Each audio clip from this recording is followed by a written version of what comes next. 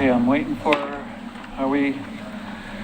okay, I would like to call the Planning Commission meeting to order. It's in the Hanlon Commission chambers at the Libkey Public Safety Facility at 1234 Lynn Avenue in Oregon City, Monday, February 23rd at 7 p.m. And can we call the roll? Yes, sir. Commissioners Laws? Here. LaSalle? Here. Meinig? Here. Gamont? Here. Henderson? Present. Vice Chair Dole? Here. And Chair Estes? Here. Okay, so our first item on the agenda is the public comments on non-agenda items. So if anybody has any comments that they would like to make on anything city-related that is not on our agenda this evening, now would be the time to come forward to do that. You would have 3 minutes. Hearing none, we'll move to the next meeting, or the next item. We have a public hearing item. It's the Park Place 2 subdivision, file GLUA 24034, SUB 2403, GEO 2407, NROD 24032, Natural Resources Overlay District Adjustment. And I believe we have to read the spiel on the quasi-judicial public hearing requirements. Is that correct? Okay. Yes, sir. So public hearings on land use applications are scheduled for tonight, and our role is to conduct the public hearing and to make decisions about the matter before us.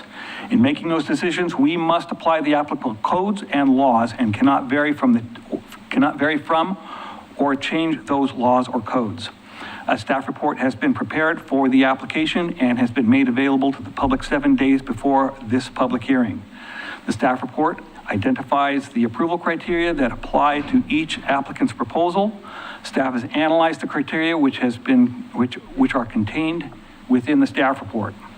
The hearing procedure that the Planning Commission will follow is set out in state law and the Oregon City Municipal Code. The hearing procedure steps are shown on the Planning Commission website. Public testimony will be called in the order that it was requested. If you wish to testify in person, please fill out a speaker slip, which looks kind of like this.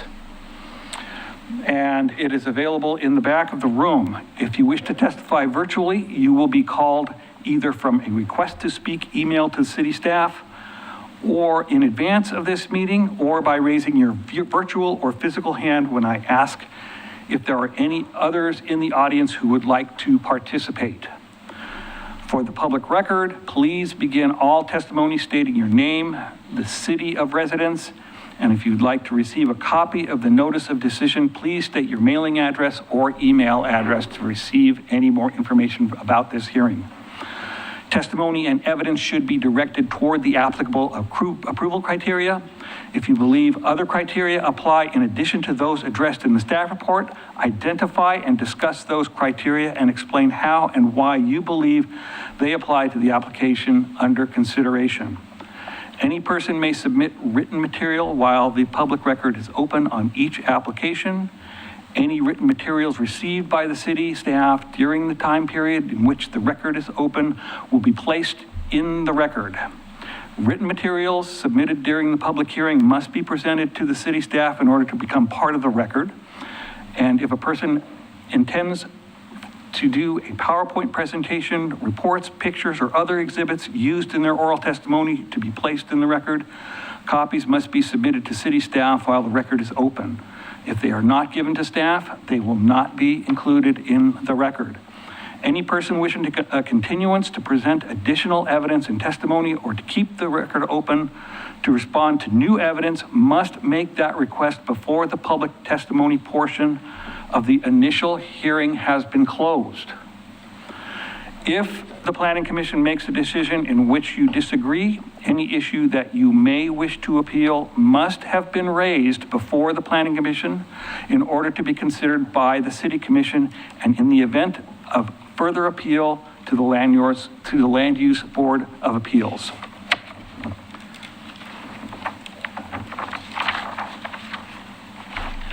Without raising the issue on the record with sufficient detail and accompanied by statements or evidence allowing the city and all parties to respond, the issue will not be considered on that appeal.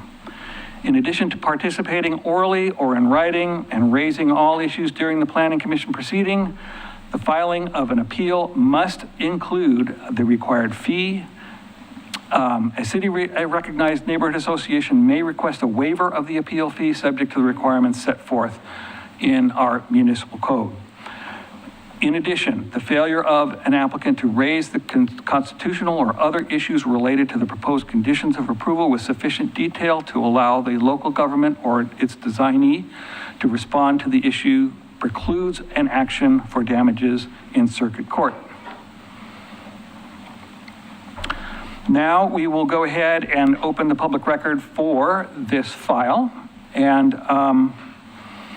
members of the Planning Commission are to be unbiased, and I will just go around the horn for each one of you to identify any potential conflicts or biases, or if you've visited the site, you can state such at this time.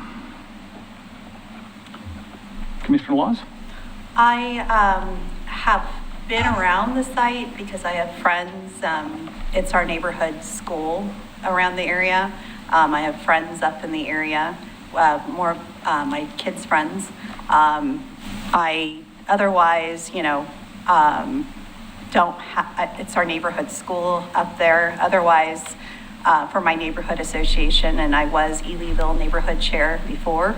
Otherwise, I don't have any bias, I don't have any conflicts of interest.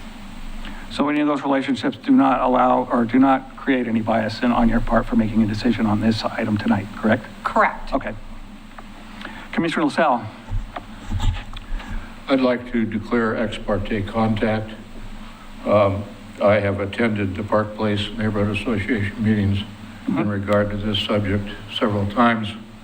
And per the city attorney, this does not preclude me from taking part in this discussion. And so any of the ex parte contact really has not caused any bias on your part to make a No. an unbiased decision on this item tonight. Okay, great. Commissioner Dole?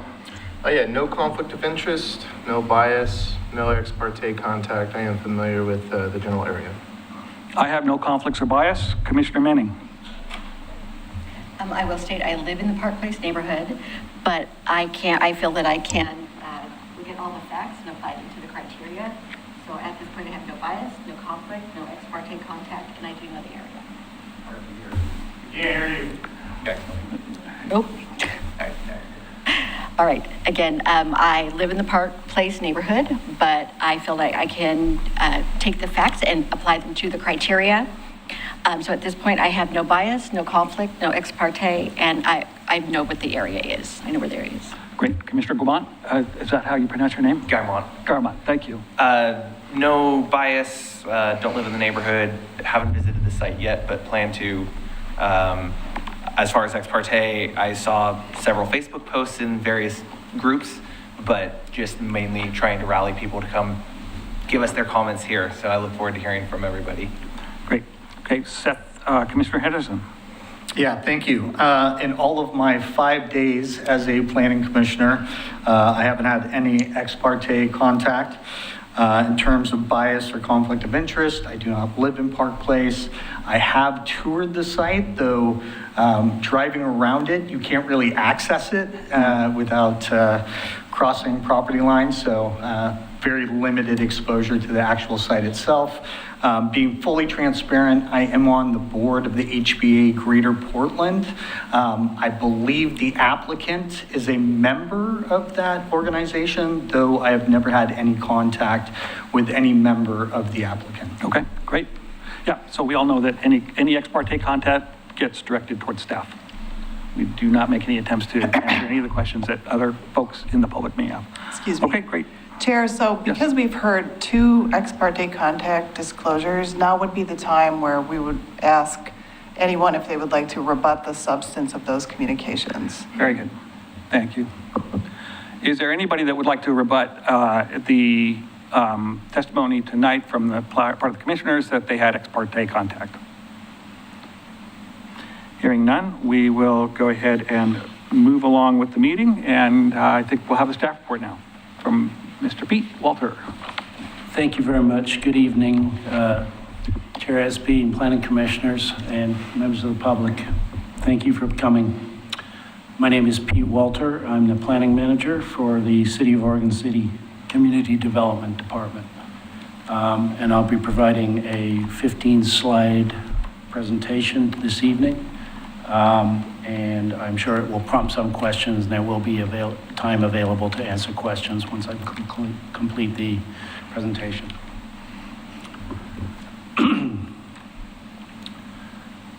First up, the file number that we're reviewing this evening is one of the 4 various planning files that you mentioned in the preamble. This is NROD, Natural Resource Overlay District, file 24032, and consists of a Type 3 Natural Resources Overlay District adjustment request for the Park Place 2 subdivision.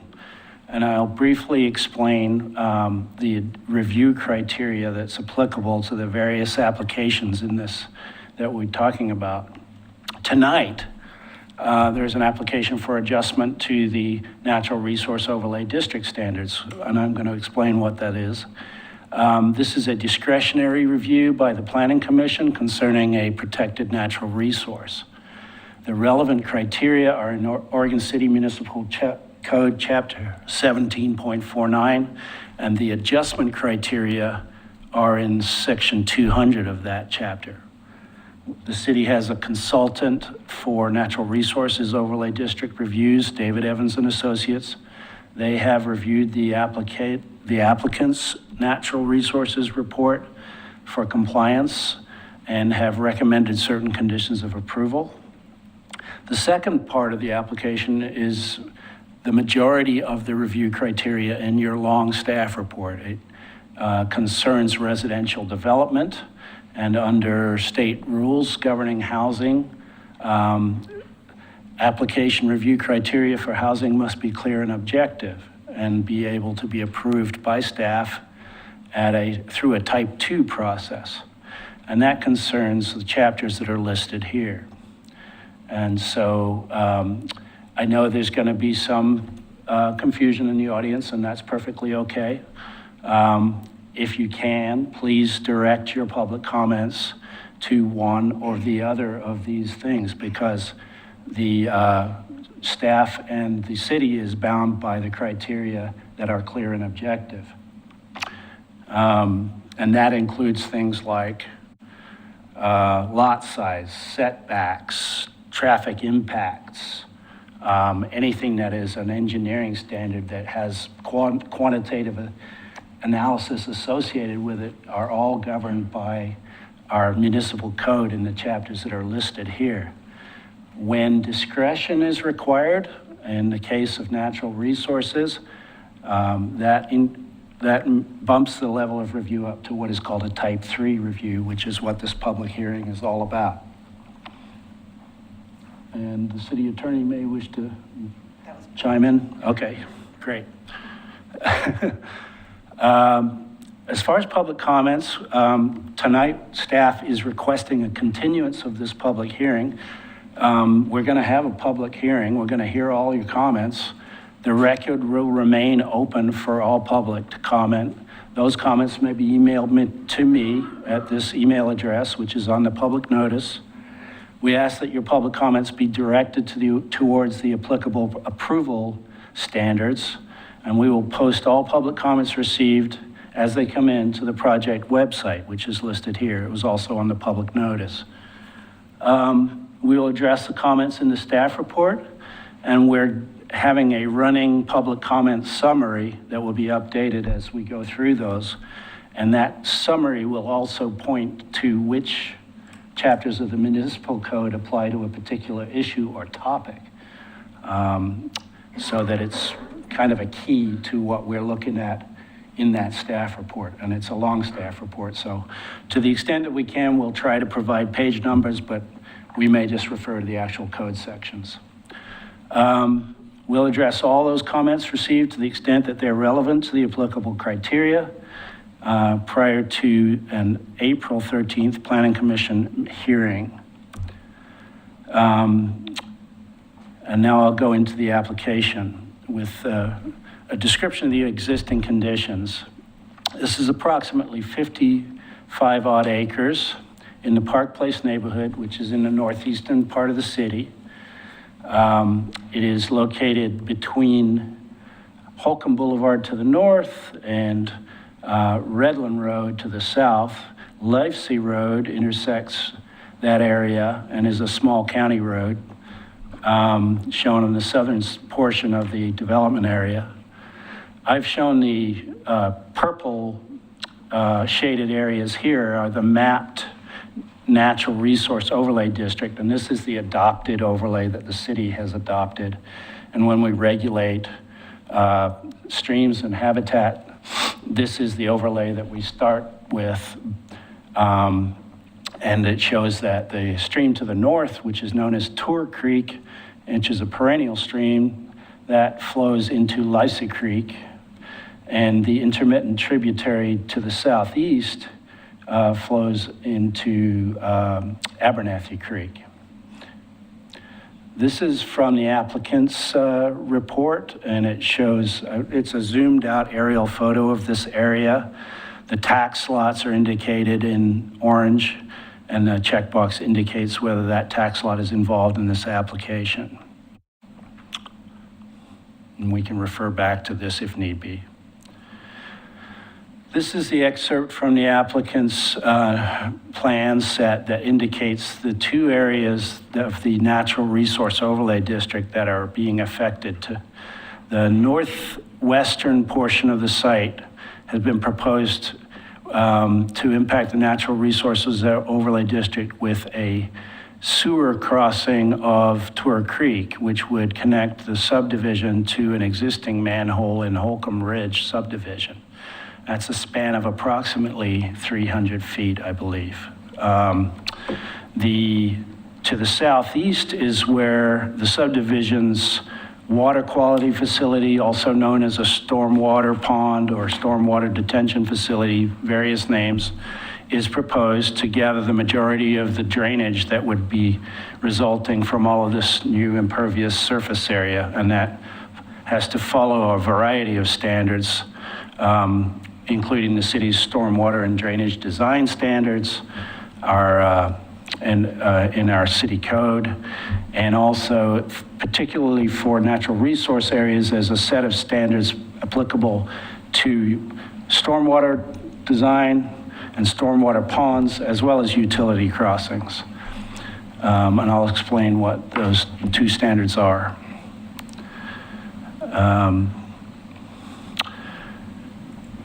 The first type 3 adjustment the applicant is requesting is for the sewer line crossing of Tour Creek. And the two standards that are not met that are requested for adjustment are the disturbance area greater than 10 feet wide. If this application is approved and construction proceeds, there will be temporary construction impacts as well, and we'll have to take those into account. And the second standard that was not met and for which an adjustment is requested is that new utility lines, any kind of utility lines, sewer, water, storm pipes, and sidewalks and those kinds of things within a public right-of-way, that's the norm. Normally we want our public improvements that are draining the sewer or any of the drainage facilities going into a new public right-of-way. That is the norm. If a sewer or utility crossing is proposed outside of a public right-of-way, in the case of the natural resources area, that is a type 3 review. And that's what the Planning Commission is being asked to review tonight on this portion of the property. The standards are in 17.49140 A and D in this case. A type 3 adjustment is also sought for the stormwater facility because there are disturbances proposed within the drip lines of certain existing trees. The encroachment with this storm pond would exceed 1/2 the distance of the Natural Resources Overlay District corridor. And when I refer to the corridor, I'm talking about a regulated distance from the protected stream that can vary from 50 feet to up to 200 feet, depending on what the resource is. And if you're encroaching more than half that distance with any kind of public storm pond or drainage facility, that is a type 3 review. Also, the storm pond is going to impact more than 1,000 square feet within the existing Natural Resource Overlay District, and that requires a type 3 review as well. And the criteria that are being used in this review are in Chapter 1749, subsection 200, adjustment from standards. And that states that if a regulated NROD use cannot meet one or more of the applicable standards, an adjustment may be issued if the following criteria are met. I'm going to explain what those are. This has to be prepared by an environmental professional in a written report, and that report must be reviewed by the city's environmental professional. And that request is processed as a type 3 and must demonstrate that all of the following criteria are met. Firstly, standard A, that there are no feasible alternatives for the proposed use or activity to be located outside the NROD area or to be located inside the NROD area and be designed in a way that would meet all of the applicable standards. B, that the proposal has fewer adverse impacts on significant resources and resource functions found in the local NROD area than actions that would meet the applicable standards. C, that the use or activity proposed is the minimum that is necessary to meet the development objective. D, that fish and wildlife passage not be impeded. E, with the exception of the standards subject to the adjustment, all other applicable NROD standards can be met. And finally, F, that the applicant has proposed adequate mitigation to offset the impact of the adjustment. With respect to those criteria and for the rest of the criteria in Chapter 1749, staff, which includes engineering staff and planning staff, work together to craft some recommended conditions of approval. And rather than list all of those out, I've just summarized them in these bullet points here, and you're welcome to ask questions about them. Firstly, that the pipe where it crosses the creek have pedestrian access for maintenance by city staff and for other reasons. Mostly, we are requiring pedestrian access for maintenance at this point. There has been public testimony that it would be nice to have pedestrian access as a recreational amenity, but that is not part of the Park Place concept plan. The second bullet, the stormwater design must be consistent with the stormwater standards in 1749-155, that the pipe will be bridged and sleeved in accordance with this engineering department's stormwater design standards to protect against potential leakage and facilitate maintenance by the city. Public utility easements are required. We will require, as we always do with natural resource overlay districts, there's the initial approval, and then it goes through a detailed engineering review. And the impact area can change slightly. It could increase, it could decrease. So we always require an updated calculation and analysis of what the impact in square footage is going to be and what the mitigation plan will be to offset that impact. So we have a condition to revise and update the mitigation analysis and plans prior to issuance of any construction permits, since there will be design changes and engineering.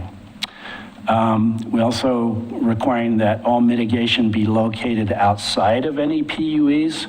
Reason for that is if the applicant goes to great expense to install shrubs and trees and plantings of that nature, including potential irrigation lines and things, we don't want to have to tear those up to do maintenance and then have to replace it. So to the extent that we can, we're going to locate the mitigation sites and the replanting areas outside of those PUEs. And finally, there are recommended conditions of approval for lighting not to be directed into natural resource areas, a protective covenant or conservation easement so that the resource area is maintained properly, evidence of any state permits pertaining to wetlands or state-regulated streams. Those are separate permits from the city. And in tree protection, fences and measures for any trees that are required to remain in the plan. The applicant is planning to remove trees, and we do have standards for the mitigation of those removals.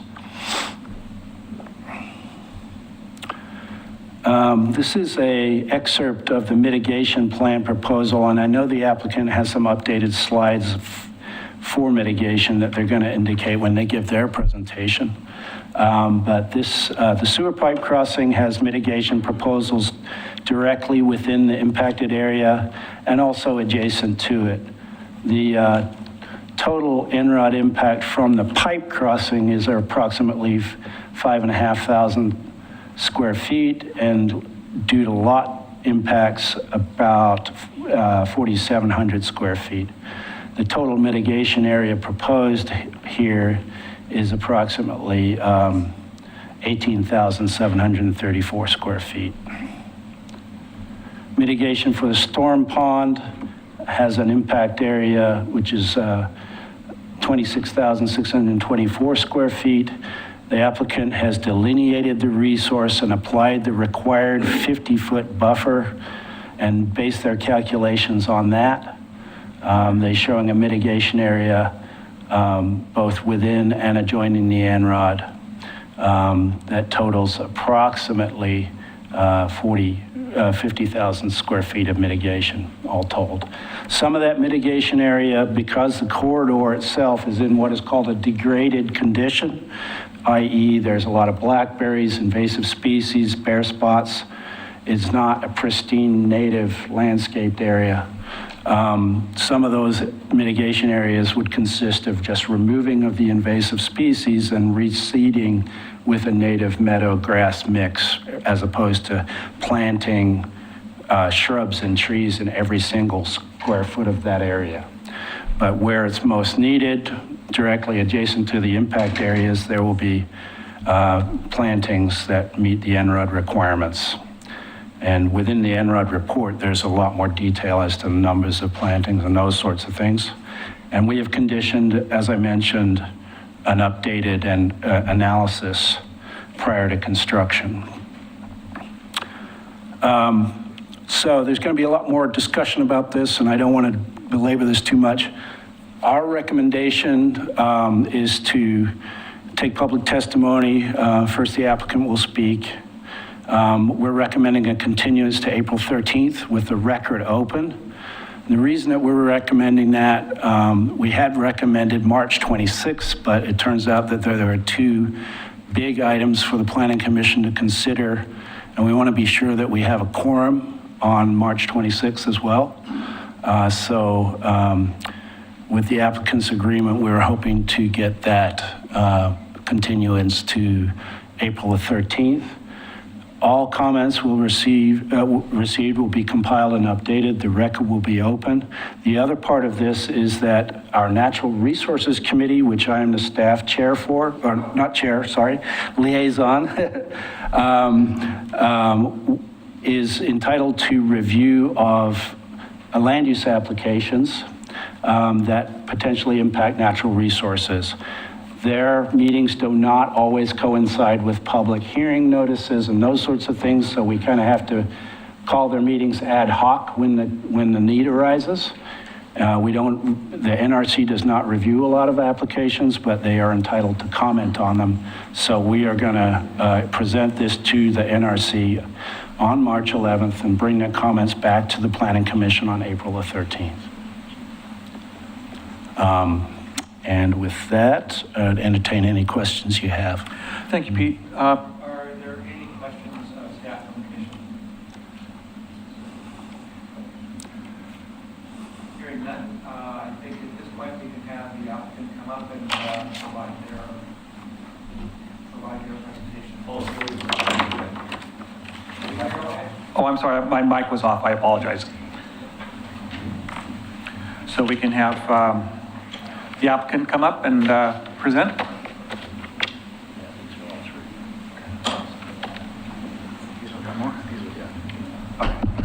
All right.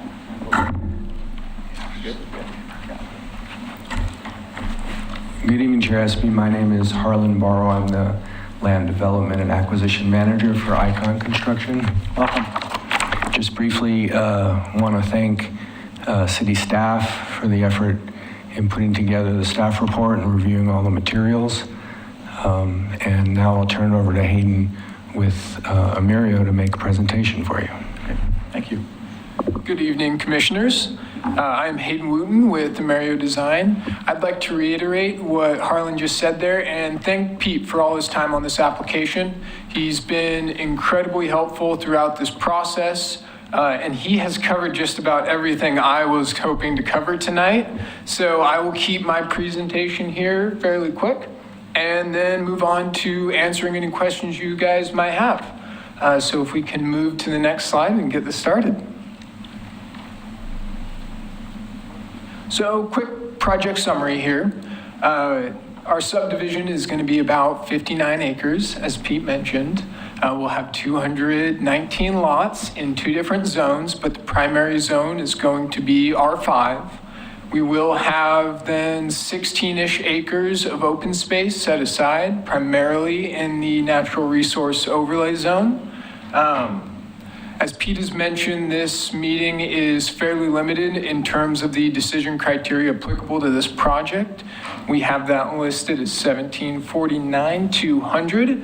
And then just to reiterate, staff has found that with conditions, we are able to meet all other relevant decision criteria and standards. Next slide, please. So here's just an overall image of our project to provide some context for where things are located on our site. Up there in dark green, we've got our open space tracts. So this will be the area set aside, no improvements. In red, we have our emergency vehicle access, providing another form of accessibility, connectivity. In blue is our stormwater pond. And then, so it's helpful, we've got the NROD boundary highlighted there as well, so we can see in context where things are located. Give everyone a second to kind of take that in.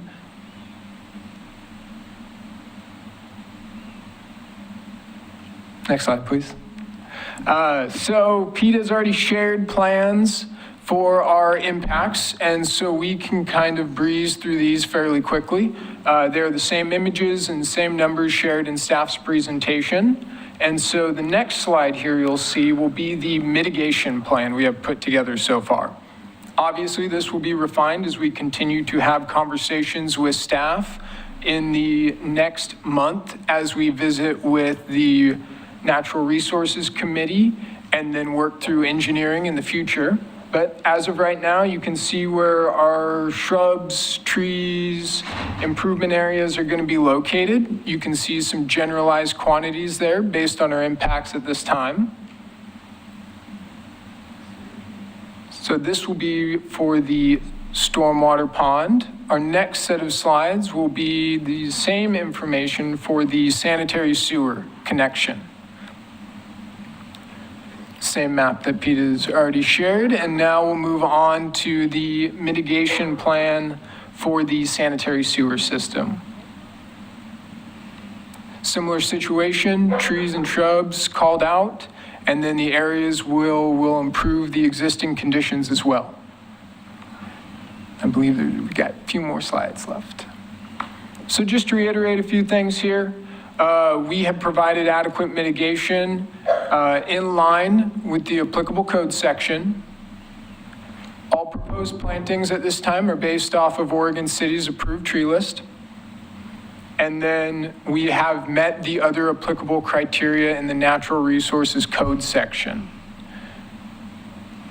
Now, for the last slide is fairly simple. If the commissioners have any questions, we'd be happy to dedicate some time and answer any of those. Do any of the commissioners have questions of the applicant? Yes, go ahead. So one of the approval criteria in 1749-200 is there are no feasible alternatives for the proposed use or activity. What other alternatives did you guys investigate for the sewer and or water facility that were ruled not feasible? Thanks for the question. So with regard to I'll start with the water quality facility first, because that's the easiest. It's at the bottom where the water wants to go. And it's adjoining an appropriate discharge location. And per the standards, all the water would be collected and not leave the site at any rate greater than it already is. With regard to the sewer, there were 3 other options that were looked at over time. The proposal right now is the shortest route. The alternate would be to go out Livesay, down and around, down to Redland and over to, I forget the name of that street, it starts with an A. Abernathy, which is about 1.5 miles, almost 2 miles, as opposed to 500 feet or so. Another option was to go down from Livesay to Redland and then run a new line along Redland all the way over. And then a third option that was looked at quite a while ago, but city engineering staff didn't really want to pursue it, was a pump station, which would gravity feed to the pump and then pressure feed back up to Holcomb and go out that way. Thank you. Sure. Yeah, actually, I have a question about why we're even discussing this tonight. Because on the Type 2 Planning Commission staff report and recommendation on page 71, it states the physical extent of the bridge and whether it is feasible is still unclear. The applicant has not provided a detail on what a bridged sewer line will entail, and additional information is needed to determine if it can technically be accomplished. So my question is, without this information from the applicant, why are we even discussing this? We don't have enough information. Another question. Page 6 of the same document, item 34, discusses the applicant constructing the bridged sewer main. The bridge section of the sewer main shall be of material consistent with the city's sanitary sewer and design standards as appropriated by the city engineer. Can you explain or describe the construction of this sleeve, and has it been approved by the city engineer? Certainly, thanks for the questions. So as this is still very preliminary, we did the best we could to, you don't usually do the engineering ahead of the land use approval. The engineering comes after the land use approval. So a detailed engineering plan is not typically part of a land use application. We have done the preliminary work to identify where the bridge abutments would be and how we would get down to placing the bridge abutments. That's what's holding the bridge up on either end. So we could identify the NROD impacts based on our preliminary design. We have talked with several bridge manufacturers. We have looked at the manhole location where we'd be connecting to understand that the elevations from where we are to where we need to go will work. And so from a preliminary standpoint, it is a feasible option. The bridge itself would either be of wood construction or of metal construction.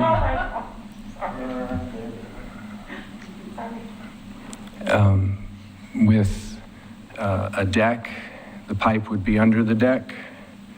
Per the condition of approval, the pipe, which would meet city standards, either plastic pipe or metal pipe, would be inside of a sleeve. And the bridge would provide access for maintenance. So if there were any issues with the pipe, they'd be able to get out there and deal with it. It'll be kind of an arched type bridge for the suspension support. It would be constructed on the east side and pulled across with 2 cranes sitting on either side by the bridge abutments and then placed. And then at either end, the underground pipe would be connected to what would daylight, travel under the bridge, and then go back underground to connect to the manhole in the existing street. Would that span be supported by suspension? Yes, wires or? by itself. The bridge is self-suspending. Oh, so That's how long is that? That's what the arch. Depending upon the actual angle, somewhere between 350 and 400 feet. Ooh, so it'd have to be a pretty substantial construction to not have any supporting. Correct. They do it all the time, yeah. Okay, let's see here.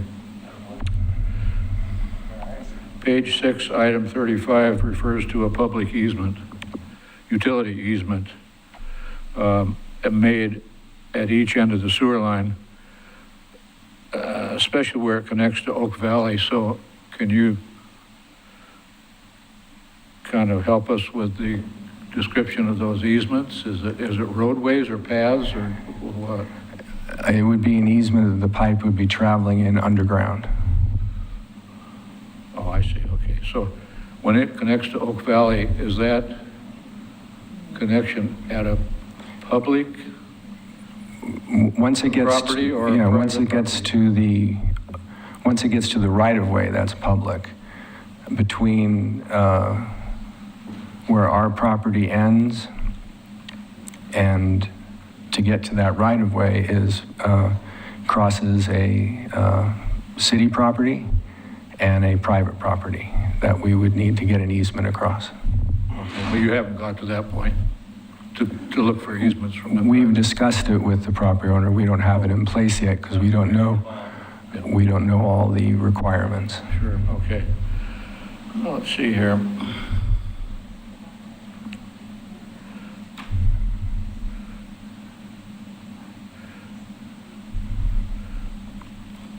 You've answered some of my questions already, so I'm going through my list here. Oh, on page 72, it refers to the proposed sewer system for this development shall take into account the final routing to Redland Road. So how can we be sure that this is only a temporary fix with the money you'll be spending on this bridging? So, I don't know if you can show the overall site plan again real quick. It's like at the second thing of our slide presentation, I think. That one. It's a little hard to see, but you can see how Holly comes down from the northeast and travels across the south part of the property and then ends at the emergency access that's in red. There would be a sewer main stub to the end of Holly that if ever in the future Holly were to continue down to Redland, the sewer would be able to go with it. So this temporary structure could be many, many years. It could be, yes. I mean, the city sanitary sewer master plan calls for a main trunk line to go from Holcomb down to Redland. So at whatever point, if and when that ever happens, the sewer going across the bridge would not be necessary. Let's see, I had a question here about consideration of other ways to connect, but you already covered that quite adequately. What kind of protection is planned for the stream bed during construction? So the ravine is very steep. We're working up near the top. We're not getting anywhere near the bottom. Excuse me, Chair. Okay, May I excuse suggest? me, yeah. Thank you. Yeah, let's keep all of our comments quiet and let the applicant provide the testimony that is So needed. we would be following all appropriate erosion control measures to make sure that nothing falls downhill. It's basically when we get down to where the cranes are going to sit to place the bridge, it'll be a flat pad on either side. So we should be able to have good control over that. There's no, once we have the pads built, there's no other, and the bridge abutments in place, there's no other activity other than bringing the bridge across, and that's done with the cranes. So What about- we feel pretty confident that we won't be causing any impacts to the stream or the rest of the end-rod. What about the cutting down of trees? Wouldn't that have an impact? Yeah, there are trees in the area that will have to be cut down, but that'll be done in a way, better than nature and the storms are doing it, so that it won't cause more problems. Excuse me. Quiet, please. That brings me directly to my next question. What kind of seismic and tree fall protection is planned for the final project? The final product, I mean. The final, What kind of, you finished building the bridging of the sewer. yes? What kind of protection is provided for tree falls on that product and seismic protection? Tree falls on the bridge. Yes. So the pathway down to the bridge on either side, the bridge itself is suspended over the trees. There's no trees higher than the bridge in the middle. Well, now, let Because me, the ravine looks like this, yeah, but at each end, there's got to be trees. and there's, At each end of the bridging, there has to be the trees trees at above each, it. the trees in the immediate area at each end are gonna be removed. That's part of the mitigation plan. Okay, and seismic protection? The bridge will be designed with seismic in mind, yes, for the bridge abutments with a geotechnical engineer. That's all the questions I have. Commissioner Laws. So, Commissioner LaSalle brought up sedimentation, and what my concern is I've seen it as well in terms of Oregon City, in terms of development, runoff. We have some creeks all around Oregon City, and I've seen it, a long time, seen a lot of development, runoff of sedimentation and dust and air pollution and how that impacts our creeks of our city. You said that you have a method of making sure that doesn't happen. And obviously, this is a crucial area in terms of runoff because it would eventually go, into Abernathy Creek, which runs off. You were saying that you have your methods of having the cranes down, but what I'm concerned about is right in that area of Enrod, it would actually go into the creek.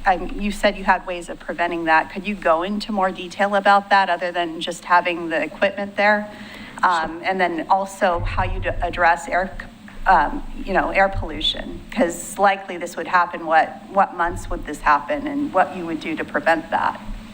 So, first, with regards to the methods, we'd follow the city's stormwater manual for construction activities. It involves silt fences and the straw wattles that are tubes of straw, basically, that act as a physical barrier to any dirt or rocks or anything getting off the property, off the area. This would probably happen in summer months. And so we'd be following the requirements for dust suppression, wetting it and such. Basically, on either end, we're going to have to cut an access way down to the pad. That ends up being the pathway to get to the bridge when we're done. And that, can be done in a controlled manner, excuse me, to keep the dust down during construction. And overall, Go ahead, sorry. one thing that to note anyway, as far as future runoff, by doing the development that we're doing and the lot builds and the requirements for collecting and treating stormwater, there'll be a lot less runoff and erosion potential for that area of the Enrod. And then you were talking about cutting down trees. The thing that I'm concerned about is Enrod area. It's crucial. Every tree of the area holds up the area, right, in Enrod. And then obviously, some trees might be in the way of what you're doing. Has there been an inventory already done on possibly what ones can be saved? And, ones that, obviously Park Place is really known for having white oaks in some areas and, native trees kept there possibly because of the fact that it is the most crucial to keep the area safe in terms of, keeping less, areas from being eroded possibly. Yes. Has there been a tree inventory done? Yes, there was an original tree inventory done back in 2021. Well, and I know that, but as part of our work, we did have an arborist look at the impact areas, and that's part of our application submittal, shows what trees in the area that we'd be working would be impacted, and our mitigation plan follows criteria, and I think we're planting at a 3-to-1 ratio or something like that. And for the Enrod areas, there's no white oaks that would be impacted. It's mostly all cherry trees. It's just the more established trees are going to be the ones that actually hold up than new trees, because new trees take years to develop versus established trees are the ones that are going to be crucial in helping protect the area. Right, so the impact areas would have like fabric put down to prevent erosion and have, plantings of shrubs and other things and the seed mix to further help with that. And then in terms of maintenance, obviously being in an NROD area, it's going to take a lot more maintenance on that sewage line in terms of upkeep. Has there, obviously been talks of long-term maintenance in terms of, obviously it was talking in the, about it being more privately managed, wasn't that right? In terms of I was trying to read through everything in terms of just overall planning in terms of managing it in the future. Could you go into more detail about that for public record? For maintenance of the pipe across the bridge? Yeah. So it would have cleanouts across the bridge, so in case there was any blockages, those would be able to be taken care of. And per the condition of approval, the pipe would be in a sleeve, which would be additional protection against any leakage that might happen. And then debris cleanouts regularly, because we've seen that a lot in Oregon City, where there's been a lot of areas where there's, a lot of grates and debris where they regularly have to be cleaned out or they're backed up, but especially in areas where there's, a large degree of incline going downward. Right. This isn't that steep of an area. I haven't been able to walk it, so. Well, the pipe won't be that steep of a slope. Okay. All right. Well, I appreciate the answers. Thank you very much. Certainly. Commissioner Dole. Thank you, Chair Espy. Mr. Harlan, I was going to ask you to expand a little bit on the location of the stormwater facility. You had indicated that it's located at the lowest point of grade and elevation, which makes sense. Water moves downhill. Was there any exploration in locating it outside of the INROD? There was. The level of impact we thought was reasonable given the mitigation we're doing. Okay. And it's sized considerably large to handle the entire subdivision. Thank you for that. Am I understanding correct that based on the geotech report, there is no infiltration available? So this stormwater facility is sized for full detention of everything that would be coming off the development? Yeah, so given the geological conditions of the site, infiltration isn't really something, it would be great if it was, but it's not really that available.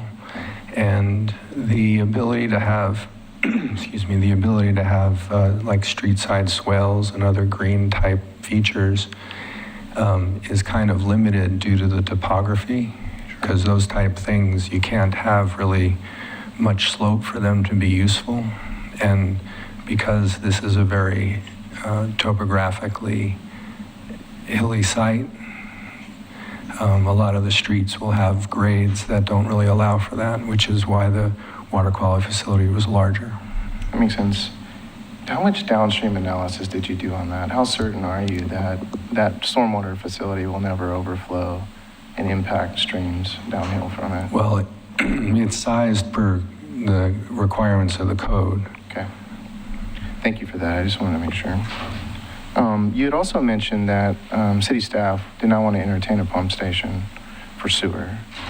Is that because they would maintain it? The city would be responsible for maintaining that facility? Those conversations were before my time in ICON, so I'm not exactly sure what the opposition was, but generally speaking, yes. That type of facility would end up being a city-maintained facility. Is there any documentation on those meetings and conversations? I don't have them offhand, and I'll have to look and see if there are. Okay, appreciate that. We mentioned about sleeving the pipe, preventing leakage. Who's responsible for monitoring? Is there any conversations about monitoring for leaks?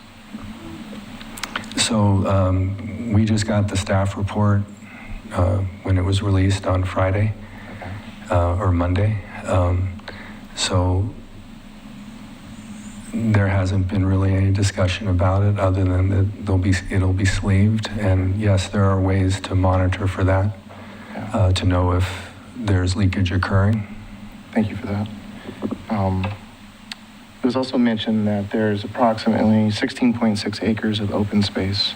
I think I may have that number right or wrong, but I think I'm close. In your opinion, how much of that open space is actually accessible by the public and usable by the public? Compared to now or in the future? Now or future, yeah. Well, now it's not because it's private property, but you know, the area in the northwest where the bridge will be, given its steepness, you know, some trails would have to be cut in to allow for that to occur. And similarly over by the water quality facility, and that's usually the case in projects like this where there are, you know, areas that aren't buildable become open space. Okay, thank you for that. No more questions, Chair. Commissioner Manning? No questions, everything was answered. Commissioner Garbutt? Any other questions? Oh, okay. Yeah, I've got two quick questions. Try to get through 700 pages this weekend, so appreciate if we're taking a step back here. So looking at the map, did I hear that this sewer solution, the bridge, is a temporary solution? Is that the word I heard? Well, it's temporary in the nature in the sense that the city's sanitary sewer master plan calls for a main trunk line to go from Holcomb down through the project and then down to Redland Road. So if that were ever to get constructed, the crossing over the bridge would not be necessary. So I was in reading through the narrative and the application, so I think it's tax lot 502 is what we're talking about, where the road continues, is that correct? I think that's what it says up there, yes? Yes. Is that privately owned? Do you guys have a PSA in place for that? Is there the possibility the city is going to try to claim eminent domain in the future? I mean, I'm trying to, it says future phase, and I'm trying to figure out if that's realistic or not knowing the background of what's occurred to date. Right, so it is privately owned currently, and we are under contract to purchase it at some point in the future, perhaps. Before you were involved, because you've only been involved for, you said, just a short amount of time, there was an overall approval of the master plan several years ago that included that property, but for a lot of reasons, it's not included now. Okay, but you have the contractual right to purchase it. Currently, yes.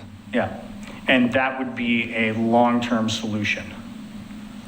Well, it would be a long-term solution to get Holly to Livesay, to get from Livesay to Redland and then down Redland is a totally different situation. Yeah, just talking about the sewer line, right? Because that's all Right, we're allowed to focus on. Right, but what I'm saying is it only gets you to the bottom of our picture. Redland is much farther to the south. Okay, so there currently isn't capacity to get from that point to Redland? Correct. Got it. Okay, great, thank you. That goes through four properties that we don't own or have contracts with. Okay. That are in the county too. It's just reading through, and I'm looking at page 113, 1749-200B.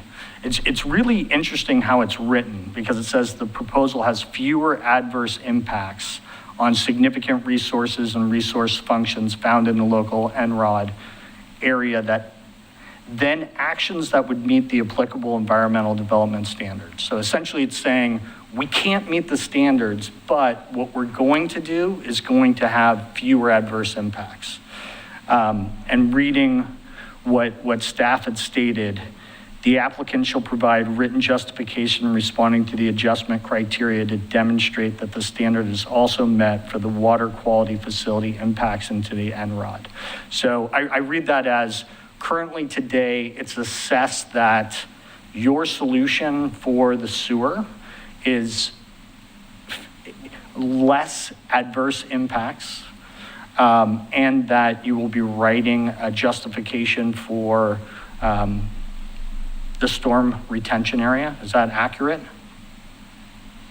And that's correct. Okay. So I guess that might be a question for staff then, which is how it was determined that the standard was met for the sewer line. So how there's fewer adverse impacts than if they had abided by. Sorry, didn't mean to throw you a curveball. Just trying to understand. I was going through the conditions of approval. I think it's condition of approval 36, but I couldn't find. You can tell me if that's accurate. And if that's page 6. Mm-hmm. 1 second. I'm going to refer to the applicant's NROD report. Okay.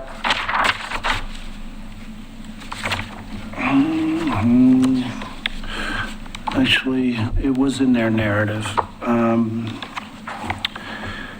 You're correct. I mean, we're talking about a discretionary standard that is poorly worded. And that's part of the reason why this needs to be assessed by the Planning Commission.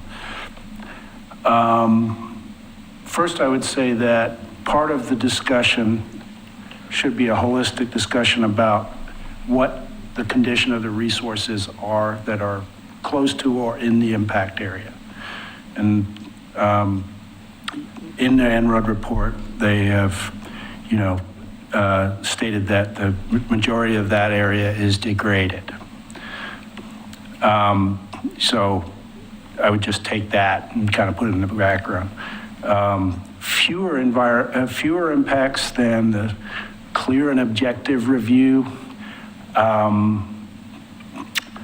That is a tough one. I think what we could do is, we do have our consultant available via Zoom. They're online now. That's Josh Smith. I would like him to chime in on this particular criterion so that we have an expert talking about it.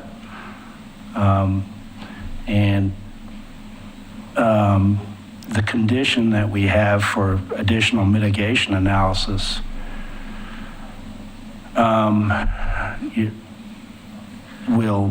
it'll bear out during the construction review, but I couldn't tell you right now whether or not there are fewer environmental impacts.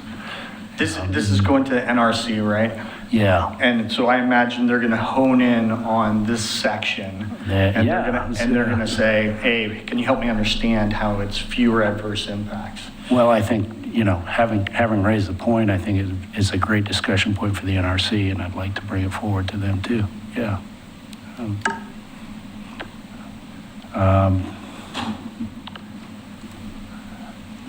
Do you want to see if Josh wants to speak?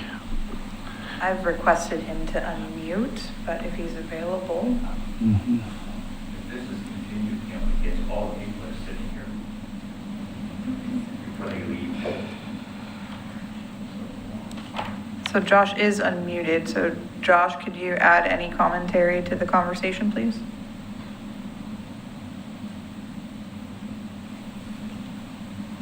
We're not able to hear you. I think your volume is on your computer. That can't be it. How about now? Hello. Thank you, tech guru. We can hear you now, Josh. Okay. I'm just curious exactly, I think I'm a little confused exactly where, what standard we're looking at right now. Josh, we're talking about standard 1749-200, B, subsection B. Proposal has fewer adverse impacts on this significant resources and resource functions found in the local NROD area than actions that would meet the applicable environmental development standards. And in the applicant's NROD report, they stated, as mentioned in the previous standard and demonstrated by this narrative, the proposed development is capable of meeting the environmental standards of this chapter. It is due to the utility classification that these criteria must be addressed. The proposed sanitary sewer line will have very few impacts on the function of the NROD it will cross. As a suspended line, it will not impede the natural drainage way in the ravine or limit the movement of animals through the area. Additionally, because the line will be suspended, it will only require the native vegetation near the footing to be removed rather than the entire distance of the line. The stormwater management pond will be a comparatively low impact improvement. During construction of the pond, invasive species will be removed and native vegetation will be planted in bulk to assist with water treatment. No fencing is proposed around the stormwater management system to ensure that any species that live within this NROD still have freedom of movement and are unimpeded by the project. Additional information can be found in the Schott and Associates NROD report. So it sounds like this conversation really needs to be held outside the hearing, and finding needs to be made for compliance with that criteria. I don't think it serves us very well to noodle through all this and formulate findings in this venue. And we would agree with the idea of continuing and look forward to the NRC committee. I think there's a whole bunch of people in here that would like to testify tonight, and I think that their time is limited. I only have a couple of questions for you. I'll be quick. Can you go to the mitigation plan real quick? On the slideshow, can I see the mitigation plan for the unavoidable sewer crossing? It was on the sewer crossing, okay. Yeah, okay.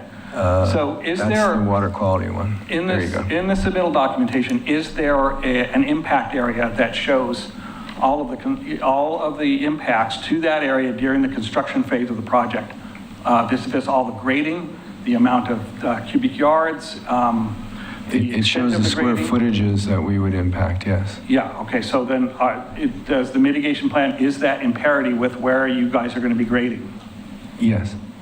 Okay, so then, and then I'm assuming that you guys are going to be we're mitigating protecting the streams during that grading, yes, during those grading operations, right? And we're mitigating 2 to 1. So in total, we're impacting 50,000 square feet. The extent of the mitigation plan will cover where you guys are going to be doing the grading, correct? Yeah, we don't get credit for it, but yes, we'd be mitigating the area that we impact. And that will also apply to the stormwater facility as well? The impact is the stormwater facility, so. Okay. Yes. So yeah, and then on that, I think that it's really important that we make sure that we hear the comments. In any future items such as this, we really need to hear the comments from the National Resources Advisory Board prior to the Planning Commission hearing. So those need to be generated before this meeting convenes, so that we have all of the information on the record to make a good decision. And I think it's wise to be continuing this because I don't think we're ready. So let's, with that, I think let's go ahead and... I have one more question. Okay, Commissioner LaSalle. Quickly, let's let these folks get their piece. The stormwater facility, you stated that the natural infiltration is not possible. And everything has to go to the stormwater facility. However, in the Park Place concept plan, there's quite a extensive description of natural mitigation projects that can be developed in that area so that there is natural mitigation, or infiltration, I mean. Have you considered that? So the geotechnical investigations that were done previously indicate that infiltration in the soil types there is not a viable option. But the Park Place concept plan describes construction activity that you can do to help that.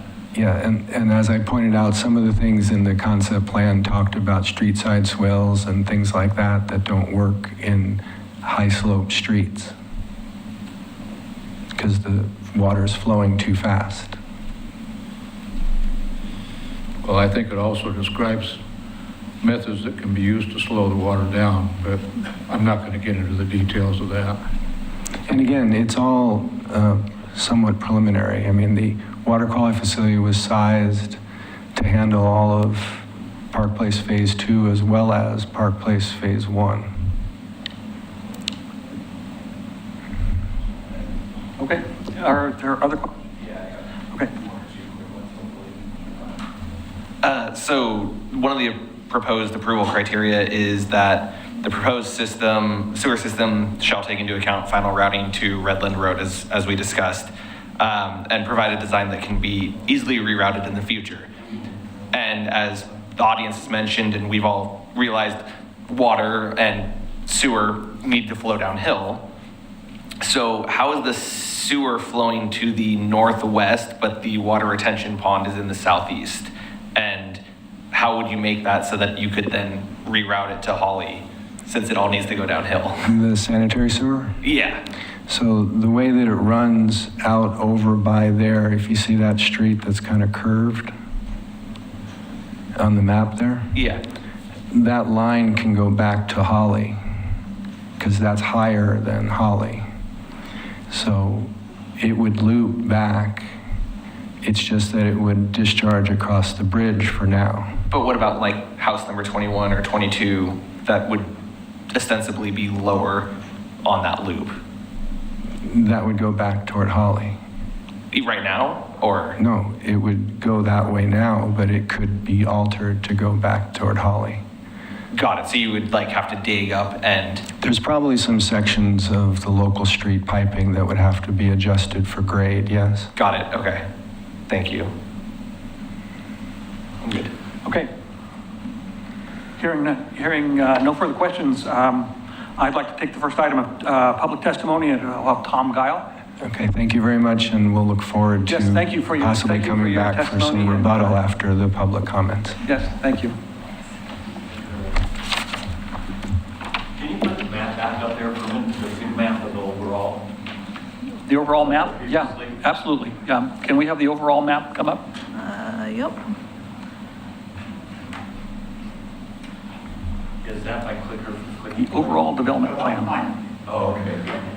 Is there a clicker for my I don't PowerPoint? think it's gonna work for a PDF, so I can click through it for you. Okay, so Mr. Guile, I'm assuming that you're going to be testifying as a representative from the neighborhood association at Yes, this round here. Neighborhood So you'll have 5 minutes for your Correct. testimony. Okay, great.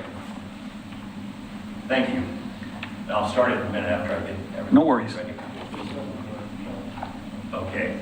So just so you know what I'm referring to on this map, I'm familiar with a few of you, but you're all brand new. This is all the Park Place plan that you're talking about. And this is the pinch point that all these homes that are all around, all throughout here, every one of these homes, the reason I'm addressing tonight, all of this has to come out through that little pinch point right there to get up to Holcomb, because there's no way down to get to Redland. That's what I'll be addressing. Okay, so you're gonna give your testimony based on the design of the subdivision. Yes. And subdivision criteria that it needs to meet. Okay. So I'll be very clear. Again, I'm Tom Guile, Vice President of the Park Place Neighborhood Association. I think this is on. Yes, it's on. I've got a loud voice, so as you look around this room, when was the last time our planning commissioner ever saw a crowd this large in this room? This tells you that there's a lot of interest about the safety in our neighborhood. So everything that Pete's been addressing tonight is pretty technical, and I know it's clear and objective, but what we're here about is more the emotional, more the safety part of it. So I've asked I've asked Eddie here because he's going to be the second part of a presentation. And maybe he can click where I can go on to the next one. I'll be honest here that this is more, it's not on the technical and necessarily on the sewer, but it has to be stated here. as I've stated, for 23 years, 8 years on the Planning Commission and before the City Commission. So my presentation is this, and I'll probably read it because I know as a Planning Commissioner, I hated it when people read it, but I wanted to make sure my words were really clear. It's okay. So we realize that tonight this planning department is focusing strictly on the sewer predicament situation and not on the actual improvement of this 219 home development. We also realize that while our city commission has previously denied this application for exactly the reasons I'm addressing tonight, that with ICON's deep pockets of available dollars, that's the emotional part, that the state is listening to money and not the citizens in dictating nearly all new development, and that the planning department has little say now that the state is directing this. So sorry, planning commissioners, we know that you're not responsible for the current situation with the state and the deep pockets of influence of ICON. However, we realize that money talks and ICON's money can buy anyone and anything, including the endangerment of residents. The presentation that follows is not directed at you, but you are currently in this position. We state this presentation this evening to make it a matter of record, because there's no other place to say this, to make it record, that we, the neighbors of the Park Place neighborhood, and more specifically, where I live, the Trailview Heights, will hold all those who approve all aspects of this development, despite all the 23 years of warning about fire hazards, with a pinch point that I pointed out that will make evacuation even worse. We will keep all names of commissioners at all levels in state government who push to approve this potentially disastrous development. I did, after the fires in LA, send a letter to the governor, to the state fire marshal, and everyone pointing this out. We will hold fully responsible to us or to our heirs should we be burned alive in our cars, which happened in LA and Paradise, our homes in the event of fire or other disasters. My next slide is 2024 in Lahaina, Hawaii, more than 2,000 homes and buildings burned up, 102 residents died. Let that sink in for a moment. 2025 in Palisades, California, 13,000 homes and residential structures burned to the ground, 80,000 people displaced, 31 residents in the combined areas died. In 2026, Oregon City, Oregon, 219 residential lots planned, unknown number of residents in each home, and only one way in and one way out, and a very small pinch point. 2020 in Oregon City, Oregon, level 2 evacuation only was announced in the Park Place area and communities further out. 1 hour to exit Winston Drive near our area out of a 94 home division, another hour to try and get down Holcomb Boulevard, only to find Redland Road and Highway 213 clogged by other evacuees. Why these statistics? It is commonly known that fires can create their own windstorms. Where this development is being planned is above a canyon, and they mentioned it tonight, steep canyon full of, they didn't say dry fields of grass, but that's what's below all those fields, and other natural elements such as trees. Should a fire break out in this dry area, the residents of this development would be trapped with only one tight egress. This is not a matter of if, but a possibility of when.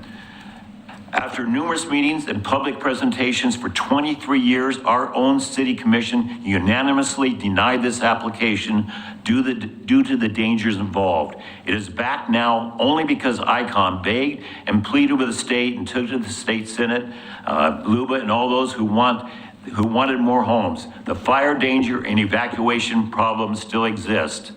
While we understand that the state has taken away much of the power of local governments regarding annexations and developments, your approval of this application only exacerbates an existing problem for the residents of Park Place neighborhood, and more specifically for the residents in this new development right here, who will be restrained by a very small pinch point. So who will be held responsible? I'll finish it right here. You have an additional 3 minutes as your. Well, that's something else. That's another presentation. All right. I just want to say that this is irreversible, and complete responsibility is on our state and local government. I'll finish with that. So this is, again, that presentation was just from our neighborhood. Fair warning, look what we're facing. And we saw it in LA and Lahaina. So now my other presentation is 3 minutes as a personal. That was on behalf of our neighborhood association. Correct. This is as an individual, I'm here with Eddie Pasadori. He is our HOA management company, but I'm here as Tom Guile. And so I'm a longtime Park Place resident, a former Oregon City Planning Commissioner. For 23 years, residents have fought to ensure safe, responsible development in this area. I'm here tonight not just as a resident, but to remind the commission of its core duty. Our primary objection is not simply not in my backyard. It is public safety in the face of imminent danger. The ingress-egress problem, the Park Place 2 subdivision adding 219 homes will rely on the existing single road structure. This creates a catastrophic single point of failure for thousands of residents. The 2020 disaster precedent that I mentioned earlier and the 2020 fire event, Holcomb Boulevard was completely gridlocked. Residents, including those in Trailview Heights, were unable to evacuate, with some being forced to turn back in our cars and go back to our homes, burn there rather than our cars. We didn't know where the fire was. We were on level 2. I documented this in my letter to the governor following the tragic LA fires. We literally had people prepared to burn. The moral obligation here is we understand the state mandate for more housing. And we understand what Pete's been delivering tonight about the sewers. We know that this is emotional, but again, we have no other place to state this. We understate the state mandate for more housing, but this commission's mandate is to protect, your mandate is to protect the public's health, safety, and welfare. Approving the development with all the other things that they were discussing tonight, approving this development that you know based on real world history will result in mass casualty evacuations, failure is a dereliction of that core duty. I now hand the microphone over to Eddie Pasadori, the association manager, who will present the 2 critical code-based reasons this application must be denied. Eddie. Thank you, Mr. Guile. Thank you, I'm sorry. Eddie Pasadori? Hey, good evening, commissioners. You hear me okay? Yes. All right. I'm Eddie Pasadori, the association manager for Trailview Heights, CEO and founder of Pasadori Properties Incorporated and Pasadori Neal Construction LLC. I'm an association manager and a real estate developer. To echo the vital question just raised by a member of this commission, why are we even discussing this tonight when the application fails to answer basic requirements?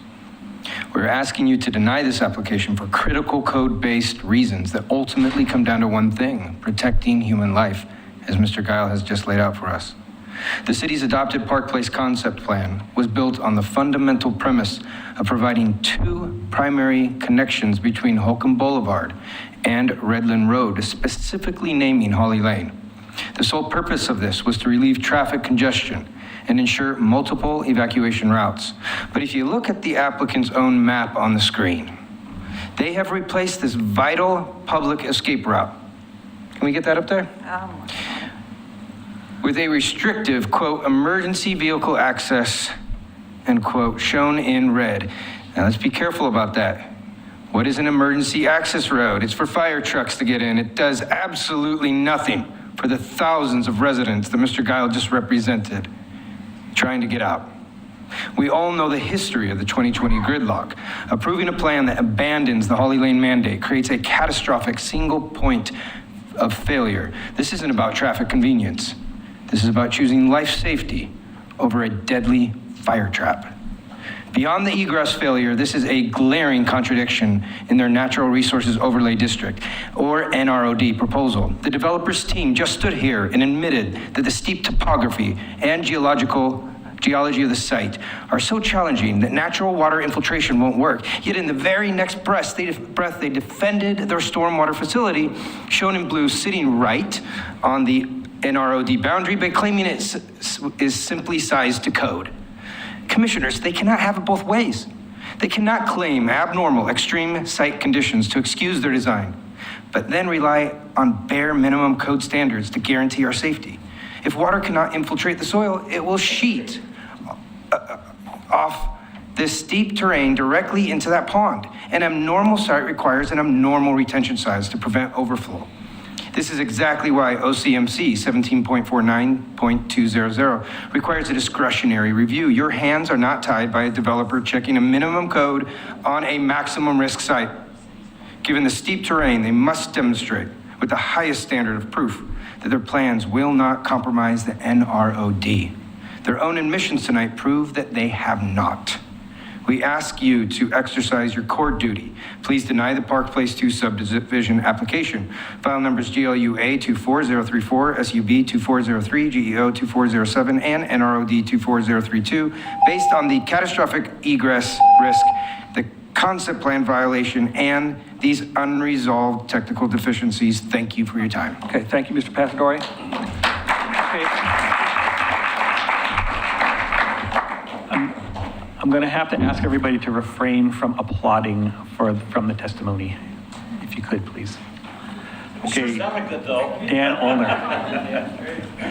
It was worthy, but yeah, it just slows the night down. Dan Olner. Hey folks, this is my first time doing this. If you can make sure that the mic is on, you'll see great. Yeah, make sure the mic's on, and there you go. All right, I think we're good. Very good. And I'm really loud, so. First, I just want to say I'm the landowner immediately south of the proposed western sewer crossing. I have firsthand knowledge of the area. I've been there for, I think it's going to be 3 years coming up. I guess it's this November. I want to say I was heartened by a lot of the questions that you all were asking, and I have some different answers than what the developer is telling you. I would also note that in terms of the criteria, I'll be talking about A, B, and F. So let's start with there are no feasible alternatives. Well, you heard, of course, that there are feasible alternatives. You just extend the sewer line through normal underground procedures, and you have less environmental issues than if you extend across a green space. One of the planning commissioners asked about the construction of the bridge. I live right there. My phone number and my email are on the slip there, and I believe they're in my written comments. I invite any of you, call me. Come down, take a look at the area. You'll see how ludicrous this plan is. They're talking about a wooden bridge in an area where there are tons of tall trees. There is no version of doing this safely. If you credit their explanation that all these trees are in bad shape, then they are likely to fall in there. I will tell you, I have a large Doug fir in my backyard, which anyone will take down basically over my dead body. I love that thing. But it's about 140 feet tall and 22 feet around. It is maybe 30 feet from the proposed easement. There is no version where anything that thing hits is surviving. Ultimately, what we're talking about is not feasibility. It is a way for ICON to save money. That is what's going on here. And we will bear the burden of any cleanup. ICON is not offering, as far as I'm aware, to indemnify the city and the taxpayers against the environmental fallout that will result when something falls on this proposed bridge, leads to it leaking, contaminating, and eventually flowing into some of our largest rivers in the area. I recognize I don't have a ton of time left, so any of you, come on down. Seriously, you'll see that there are trees everywhere. The mitigation they're talking about is insane. You heard in one breath that it's not that steep, or, oh, it is steep. It's incredibly steep. I've tried to get down there. It doesn't work, and there's about 40 foot of blackberry. So, essentially, this plan is insane. The taxpayers will pay the price for ICON saving a bunch of money on what would normally be done here, which is just extend the sewer crossing. So I urge you to deny this request, incomplete as it is, and just have them do this the normal way, where you extend a sewer crossing. That will have less mitigation on the environment, or fewer issues on the environment, and I don't really care if it costs them more money, because it helps us, the taxpayers. Thanks, Mr. Olner. Thank you. Appreciate it. Brandon Sneed. Brandon Sneed.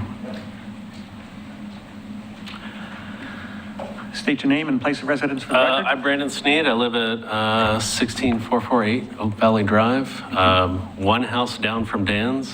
Our neighbor is I think, the property that ICON is planning to take that sewer through. She's been letting everybody know that ICON's buying their house, all that kind of stuff. But as Dan mentioned, all these trees are back there, and they say that they're gonna mitigate all this stuff, take care of all this thing. I've lived there since 2016. They have not once lifted a finger to maintain that property. Trees fall all the time. Trees are diseased and just on the brink of coming down. And anytime there's a windstorm or whatever, all that stuff happens. And so the idea that they're gonna build a bridge out of wood with like a sheath on it or whatever, I just have no confidence that that is going to work out long-term. Sorry,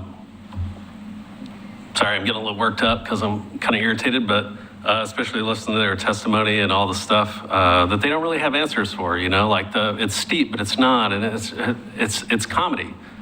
You know, we see the quality of construction of all our houses. Everything is to save money for that company, right? And so if they save money for that company, the taxpayers pick that up all across the board, right? We see it in our own neighborhood. We see it in this plan that they're talking about now. It's really frustrating to listen to it. And I'm from Texas, and I get kind of wild up, and I'm not used to this environment. This is the first time I've ever been to one of these things, but it's my neighborhood, and I love my neighbors. This is the first place I have ever lived where I know every single one of my neighbors' names. And most of them are sitting here in the audience right now. So you have a lot of people that care about what happens here. And I will yield my time for somebody else that wants to talk. Thank you. Thanks, Mr. Sneed. Ingrid Wick. Can I have the rest of his time? Yeah, go for it. Okay, you have 1 minute. 1 minute, okay. So, I mean, I said I invite you to come down and take a look at this thing and to check it out. Icon it's basically just about saving them money. The taxpayers are going to bear the burden, and we see what happens with the Potomac spill right now. Now that's $20 million. That's that's the record to fix it up right now. This is a purportedly temporary bridge, which the reason it's temporary is because you can ease the load on the system by doing what you're supposed to do in the first place, by extending the thing. That's how I understood it. And that way gravity will actually work and all of that. On top of that, yeah, this is just insane. So please take me up on my offer. Come and see the property. Come and see where they're talking about doing this. Look at all the trees. You will see that this is just absolutely not feasible. What they're going to do is hurt our environment. We're going to be the ones who pay the cost. And then we're going to pay it over and over and over again because we're going to have this ridiculous structure that's going to fall apart. Thank you. Thanks, Mr. Oldham. Okay, Ingrid Wick. Did I get that right? Is that? Yes, that's accurate. Okay, thank you. So I'm Ingrid Wick. I am a resident in this same neighborhood. Is this on?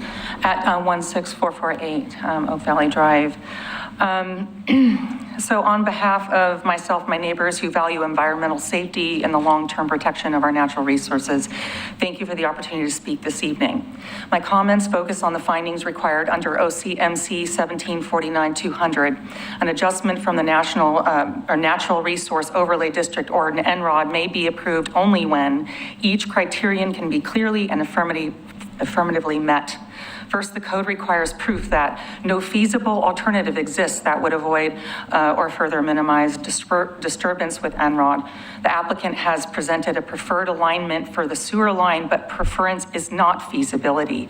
I have not seen evidence that alternatives outside the NROD are infeasible rather than simply more expensive or more complicated.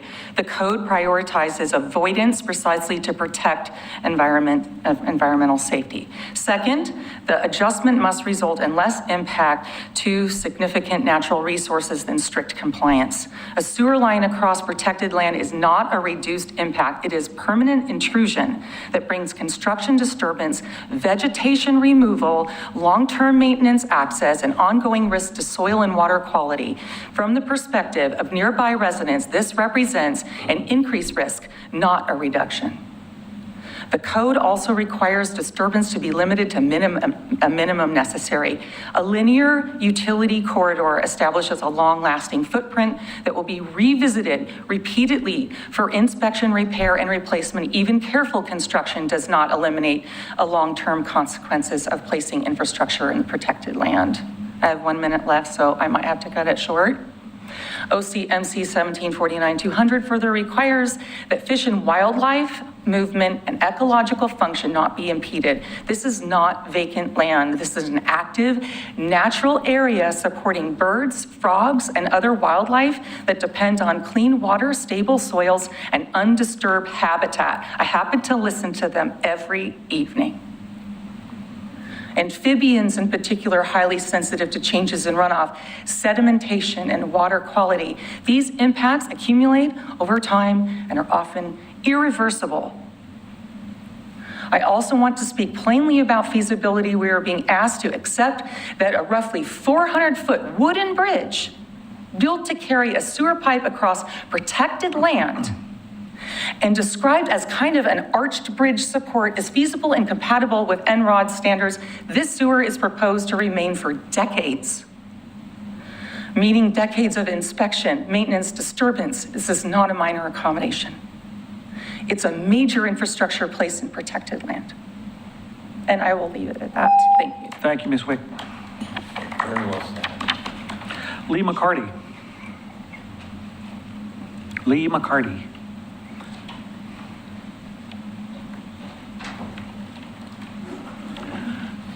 Your name and city of residence for the record, if you could. Good evening. My name is Lee McCarty. I reside at 16817 South Crave Road in Oregon City. I appreciate you giving me the opportunity to speak to you this evening. I live by 3 simple rules. 1, good people work hard, good things happen. 2, the rule of holes. When you find yourself in one, quit digging. And number 3, the rule of unintended consequences. And it feels like tonight as we have this conversation, we're flying in the face of all 3 of these rules. I understand that the overarching objective here is the residential subdivision encapsulating 59 approximate acres, 219 homes. And tonight our focus is very specifically on sewer drainage, stormwater drainage, facility infrastructure to accommodate this drainage, construction techniques that are going to be used to accommodate these aspects, and the impact this is going to have on the broader community at large. And it makes me wonder if the law of unintended consequences is continuing to impact us as we make these decisions in sort of a microcosm of the time of where we're at in this process. But for the fact that we're talking about 219 residential homes, we probably wouldn't be having this same type of conversation. It would be a little bit different conversation, but I understand the impact and influence of density. But when you step back for a moment and think about 219 homes spread over 59.54 acres, we're talking about approximately 4 homes per acre. 4 homes per acre multiplied by approximately 4 people per household puts us at roughly 16 people per acre, which may not sound like a whole lot. You take 16 people per acre and you multiply that times 59.5 acres, now we're talking almost nearly 1,000 people crammed into this residential community that we're talking about here. You take the 1,000 people per acre and, the 1,000 people in this development, and you make the assumption that there's going to be 2 cars for every home. That puts us at roughly 500 vehicles. That's probably a low side conservative estimate. And I know there are traffic estimates in terms of what the impact of this is going to have on the community. But it brings me back to the 3 rules that I live by. Good people work hard, good things happen. Rule of holes, when you're in one, stop digging. And I think we're in one, and we really need to think about what we're doing. And I applaud the fact that you have delayed your decision, at least for the time being, on these issues with respect to infrastructure. And the final rule, the rule of unintended consequences. It's obvious that we have density issues that are creating risk. And is that risk going to result in unintended consequences that all of us may pay for in some way, shape, or form? The safety of this community is paramount, as was stated by several of the people who've already been here. And again, I defer to the rule of unintended consequences and what that may do in terms of safety. The impact on natural resources. We think we know what's going to happen with our natural resources, but do we really? Or will we be having a conversation in 6 months after we move forward from this decision to have yet again another decision? Okay. Thank you, Mr. McCarty. Thank you for your time. I appreciate it. Thank you. Thank you very much. Beth Bryan.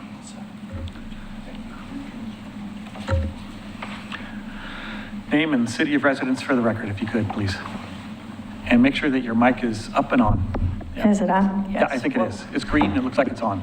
Very good, thank you. Good evening. My name is Beth Byrne, and I live at 16177 Oak Valley Drive in Oregon City.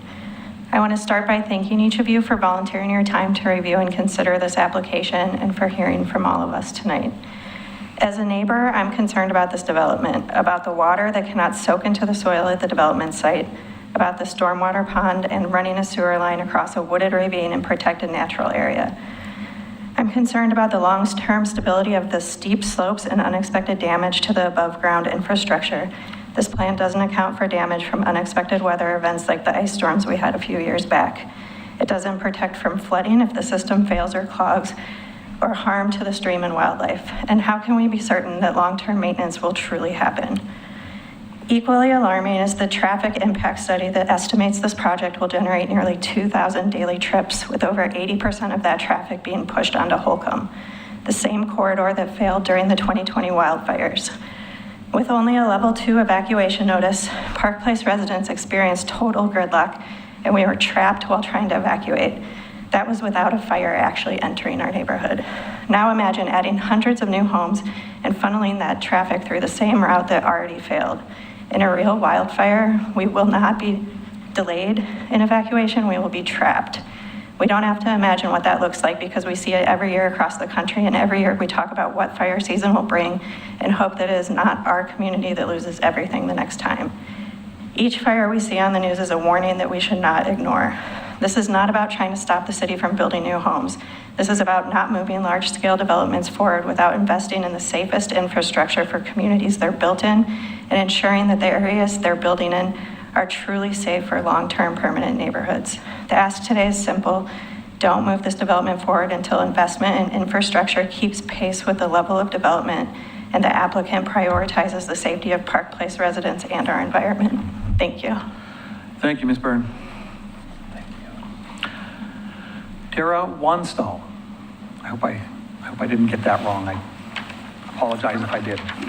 About 10 degrees hotter up here. Yeah. Your name and city of residence for the record, please. Good evening, Commissioners. My name is Tara Wanstall. I live in Oregon City. My comments address whether the application and requested adjustment contains the substantial evidence required for you to adopt affirmative findings under Type 3 NROD review. After reviewing the application narrative, stormwater report, geotechnical report, NROD report, and the city's own DEA NROD review, several mandatory approval criteria remain unmet. Under OCMC 1312 and the Public Works Design Standards, a public sanitary sewer must be located in a public right-of-way or a recorded public utility easement that already exists at the time of the land use approval. This is a clear and objective standard. Across all publicly available materials related to this application, there is no evidence of a publicly recorded public utility easement. No deed, no legal description, no title report, no plat. The NROD report and staff report references only a temporary utility easement, which cannot legally serve as a public utility easement. A temporary easement is not recorded, not permanent, does not grant the city perpetual access for inspection, maintenance, or emergency repair. Public infrastructure cannot be approved on land where city lacks permanent, legally recorded rights. Without evidence of a currently recorded public utility easement, the Commission cannot adopt the findings of compliance with OCMC 1312 or the Public Works Design Standards. I understand that tonight the purpose of this review is limited strictly to the discretionary review criteria of OCMC 1749-200, but staff have stated in their memo that all other aspects of this application have been reviewed and found to comply with the application applicable approval criteria. I find this to be incongruent with the available data. Second, the application does not include alternatives analyzed under the requirement of OCMC 1749-200. A Type 3 adjustment requires the applicant to demonstrate impacts are unavoidable and chosen alignment is the least environmentally damaging practicable option. The NROD report offers only a single unsupported sentence claiming that avoiding the NROD would require 1 mile of new sewer line. There is no new engineering analysis, no environmental comparison, no mapping, and no feasibility evaluation. The DEA NROD review does not supply this missing analysis. Without a complete alternative analysis, the Commission cannot adopt the findings. Third, the NROD mitigation findings are incomplete.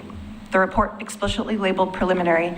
If the report is explicitly labeled preliminary and may require revision, it lacks functional value, performance standards, monitoring, and long-term protection mechanisms required under 1749, 180, and 190. A preliminary document cannot serve as substantial evidence for a Type 3 approval. Finally, neither the applicant nor the DEA NRAD review evaluated compliance with the Public Works design standards for sewer alignment. There's no evidence of an easement width, maintenance, access, pipe depth, slope, or manhole placing or constructability. Thank you, Ms. Monstal. You're more than welcome to submit your written testimony as well to the record, if you'd like. I probably should. Okay. Thank you. Okay, and I have one up here with no name on it. And they live at, on Jada Way. So anybody that lives up on Jada Way without a name probably needs to provide their name in their testimony. Okay, your name, your full name and city of residence for the record, if you could. My name is Mary Ann Lee, and I live in Oregon City.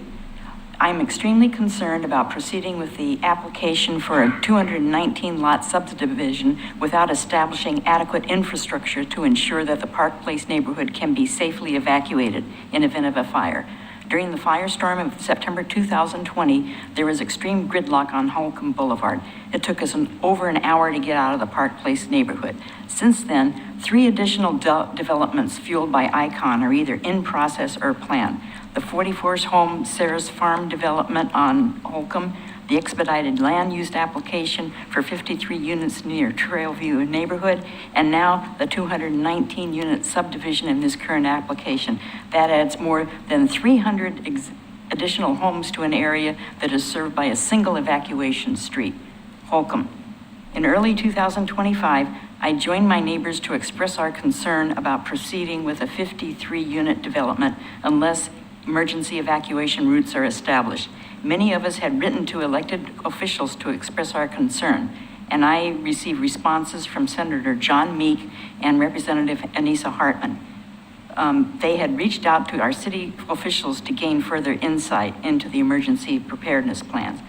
Senator Meek noted that the Park Place concept plan included 2 primary north-south connections between Holcomb Boulevard and Redland Lane, Swan Avenue, and Holly Lane. I believe he got this information from the city planning.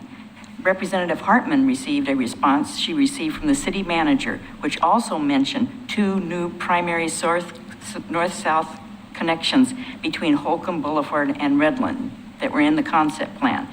The city manager's office also attributed the September 2020 gridlock to the fact that many of us had chosen to leave at level 2 and mentioned gridlock along Highway 213 and 99E. Those of us who left during level 2 were following recommendations detailed in the wildlife.oregon.gov site, which said, if you don't feel safe, leave earlier. The worst gridlock that we experienced were within the Park Place Avenue neighborhood. Once we got on 99E, congestion was significantly reduced. We are asking that conditions for approval be made only when the Holcomb-Redland direct connections are made per the original concept plan. Thank you. Thank you, Ms. Lee. Jackie Hammond, Williams.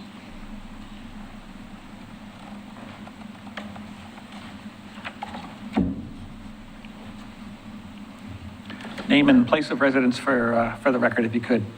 Good evening, Commissioners. My name is Jackie Hammond-Williams, and I've lived in the Park Place neighborhood for 36 years.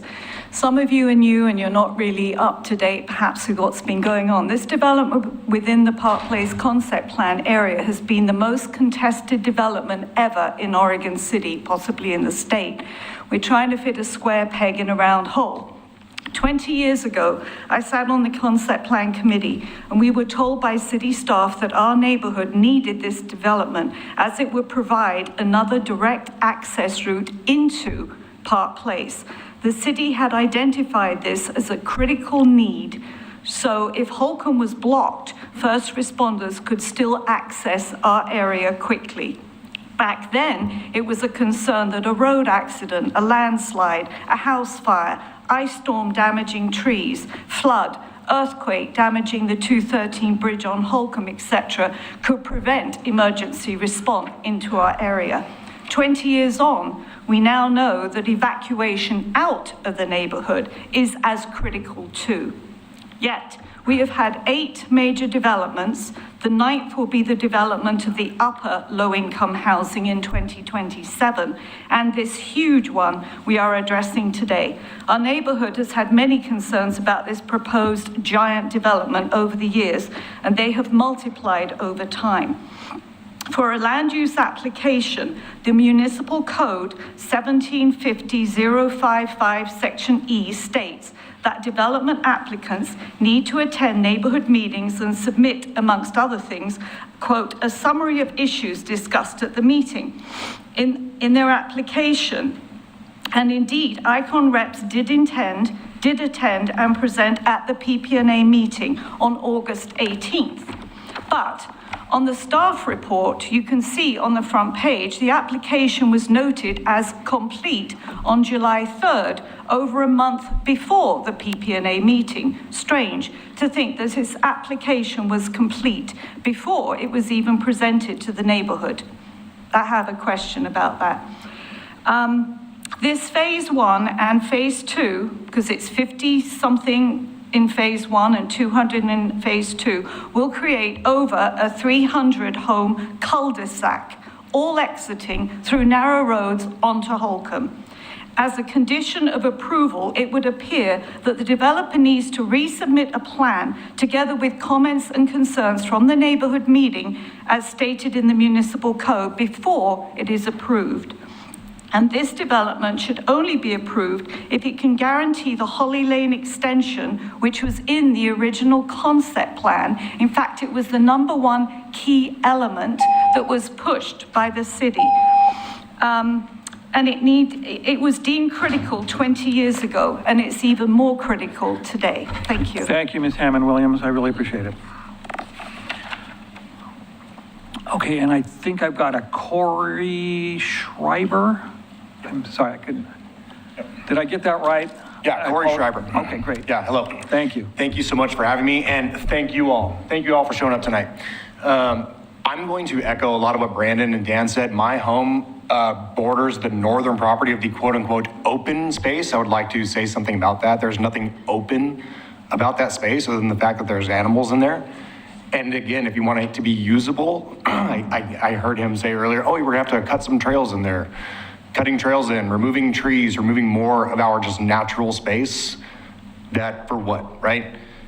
You guys, I'm a member of the Clackamas County Search and Rescue Team right now. Been deployed in about 35 missions in the past 2 years. Getting in and out of Holcomb, to echo what all these people are saying, not only did the traffic impact report that they put in, that was done in 2025. What needs to be done to update that for all of the new housing that's being built up Holcomb? I doubt that's taken into consideration.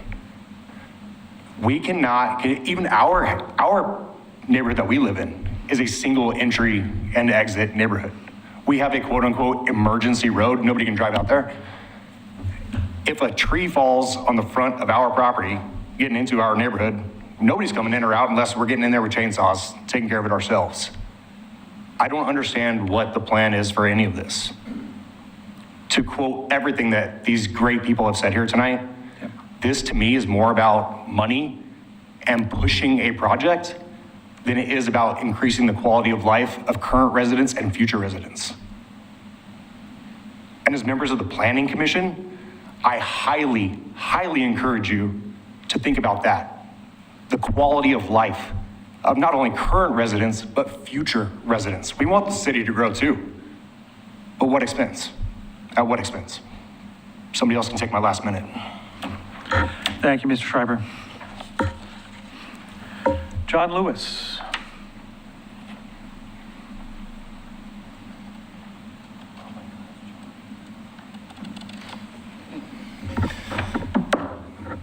Good evening, commissioners. I wasn't really prepared for this meeting, but I saw Tom's post. Thank you, Tom. And I thought maybe I'd show up. And I'm not as passionate. Oh, by the way, I live in Oregon City. I live on the south end of town, so I don't live in this neighborhood, but I know this development well. I guess my main point is about transportation. I know a little bit about the sewer too, but it's mostly about transportation and the fact that transportation funding in Oregon is busted. It's busted pretty big. And so when you have developments like this in growth areas, it is a challenge. In my time with the city, we built one roadway, one major roadway, and that was Myers Road up near the community college. The idea of building this roadway from top to bottom under one development is not really practical. I get the justification for why it would be wanted, but it's not really practical. I wanted to make sure, one of my main points for tonight was I wanted to make sure everybody in this room understood that the Clackamas County is going through its transportation system plan right now. And Holly Lane and Redland Road is a county intersection, as is all of the existing segment of Holly Lane.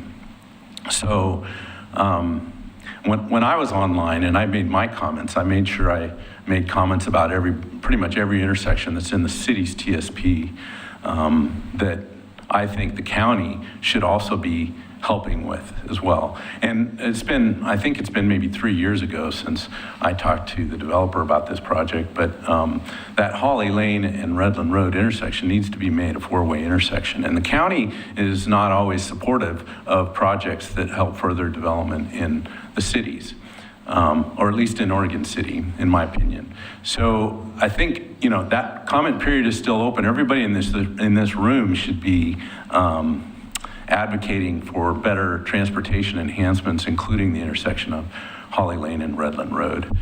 That would help facilitate the roadway extension that everybody's concerned about.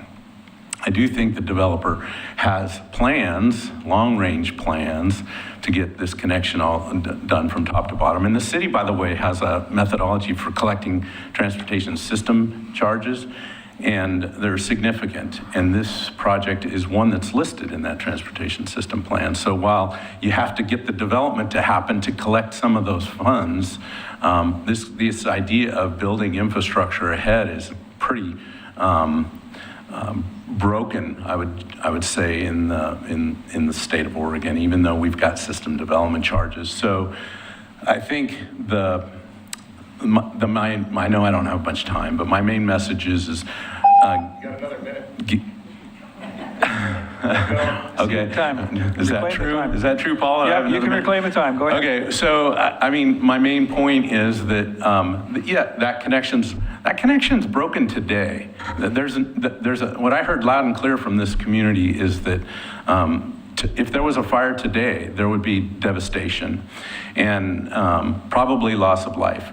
So I guess you can't put this upon this developer. I think the community needs to help fund this roadway. And many people don't support gas taxes or increasing gas taxes. I get it, but at the same time, there's really no other way to build this infrastructure. And I'm an advocate for infrastructure. I love projects for a lot of reasons, but for one, they help the community, and this is one of those. So transportation SDCs happen once development happens. The developer has put forth a strong effort to build a solid transportation facility. The county needs to be at the table, and maybe the state. If you're not talking to your legislature about earmark projects in Oregon City, you mentioned the legislators, Mark Meek and Vanessa Hartman. There's others. They are looking for projects just like this one, and I think the community needs to rally. It can't just be the city staff. It's got to be the community that rallies around projects like this that help with sewer. They're helping with water right now in Oregon City, and helping with transportation. So just thank you for your time and for reviewing all 700 and some pages of this stuff. Thanks, Mr. Lewis. Appreciate it. Aaron Fernald.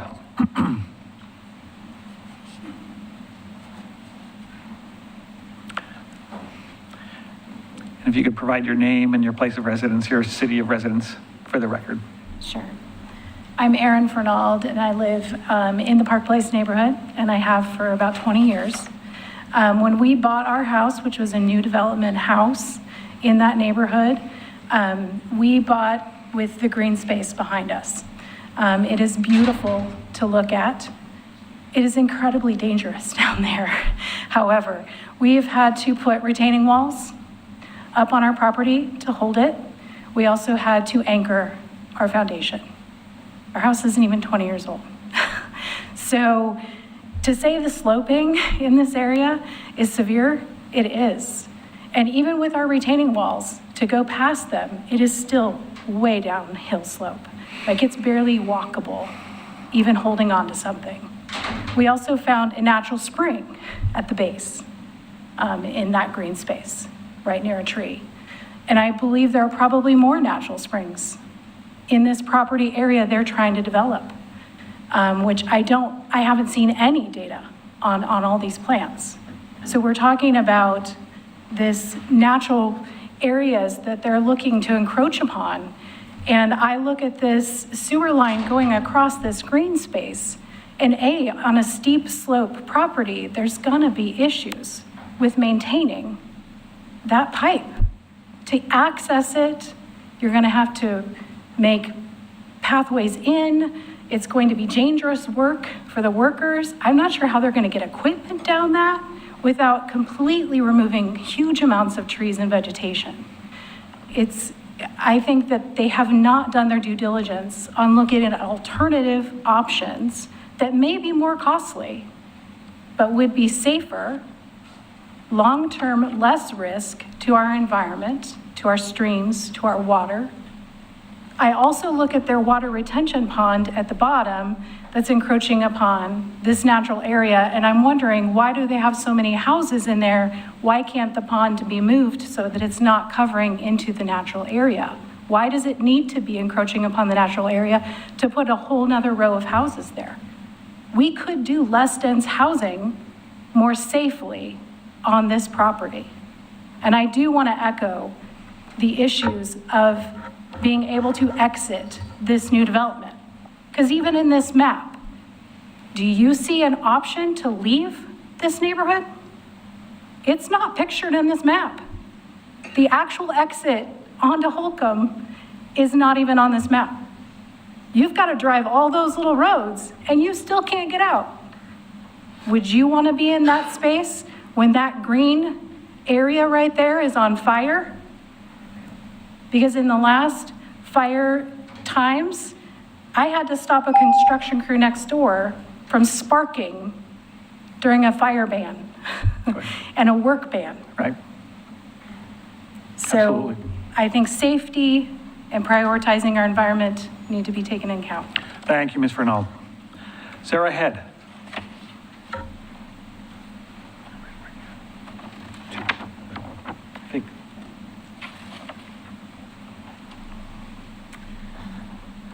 Hello, my name is Sarah Head and I live at 15332 South Highland Road. I live off Holcomb Road, Forsyth Road, really near Sears Nursery, so adjacent to Holcomb. I run my small business from that location, a small wholesale cut flower farm, and I've lived there for 11 years with my family. Nothing I'm gonna say tonight I think is something that you haven't already heard, but I think it's important that you see it's not isolated to small neighborhoods, the Park Place neighborhood, but goes to the rural areas beyond. During the fires of 2020, we evacuated our family and farm, which consisted of 6 goats, 2 dogs, 1 cat, and 2 children. It took over an hour and a half to come off the hill and reach the freeway. This trip typically takes me 4 minutes.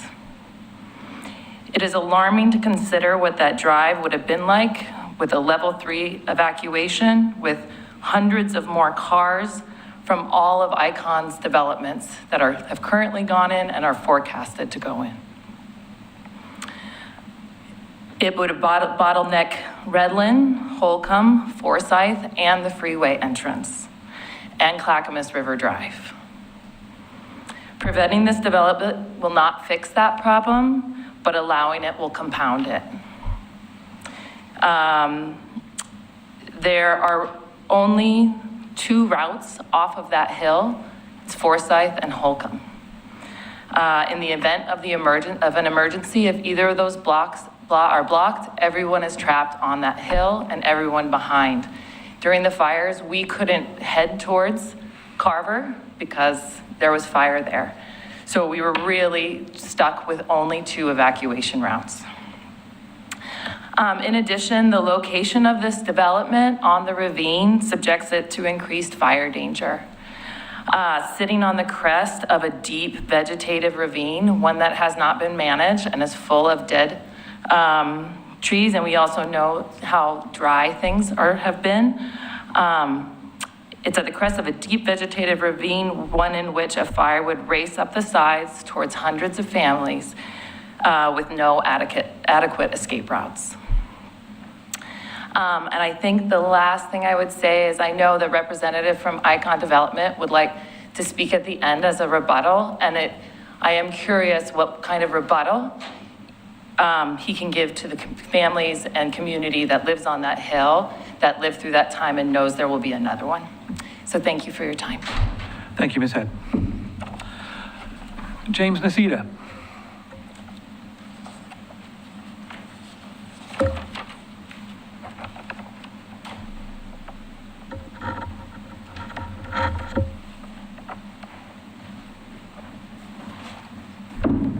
Mr. Chair, I'm going to wait to talk until everybody has a copy of the paper. Great, thank you.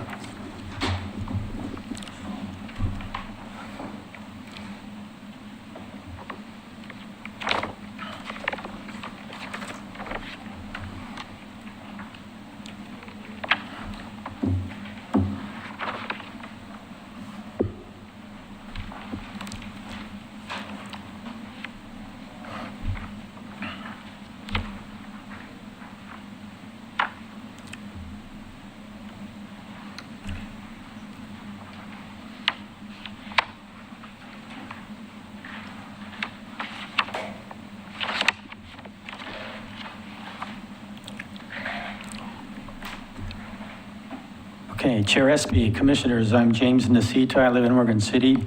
I have 2 points to make tonight. The first is not in what was passed to you. I'm going to read a statute to you. I think it's very relevant. And it's ORS 227-100. And I'm going to email this to you since I'm reading it to you, but you can take care and I'm going to read it so you can read it slowly. So I'll make my point about it afterwards. So this reads, again, it's ORS 227-100. Submission of plats for subdivisions and plans for street alterations and public buildings to commission report. ORS 227 is actually the authority under which you are created. So I just want to, this is applicable to you. And this says, all subdivision plats located within the city limits and all plans or plats for vacating or laying out, widening, extending, parking, and locating streets or plans for public buildings shall first be submitted to the commission, that's you, by the city engineer or other proper municipal officer, and a report thereon from the commission, again, you, secured in writing before approval is given by the proper municipal official. Now, why am I raising this statute? I want to point out that this statute does not make any distinction between reviewing discretionary standards or reviewing clear and objective standards. You, the commission, have to review it all, and you have to issue a report on it all. So this idea that you're only reviewing 1749 because it's discretionary, but you're not reviewing the subdivision aspect of this plan, I disagree with that. And even if the decision on the type 2 are made by staff, I think you have a legal obligation to write a report and give your opinion on whether the standards are met, even if they are supposedly clear and objective. Because as I've gone through that, I really disagree with some of the conclusions staff has made on the supposed clear and objective standards. One of them, it does relate to what I've passed out because the code specifically calls for the master plan for parks to be adhered to in the development code, the subdivision code. And the Park Place plan is incorporated into that through attachment C of the ordinance, which created the Park Place plan. It calls for a minimum 8 acres of parkland. There's no evidence that they reserve 8 acres of parkland in what they've submitted to you. And I think that's a violation of the development ordinance, and it's a basis for denial or a revision of the plan to make sure you have the minimum 8 acres of the Park Place North Village Community Park. Thank you. Thank you, Mr. Nacita. Okay, and I've got one more for Sebastian Derringer.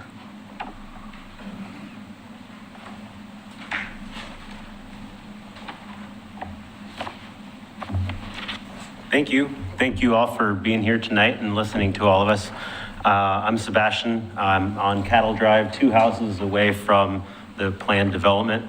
I am here to you tonight to also just to bring up an event on December 18th that I was part of on behalf of the Clackamas County Engineering Department, where I, along with other engineers, geotechnical engineers, evaluated numerous slope stability issues all across Clackamas County.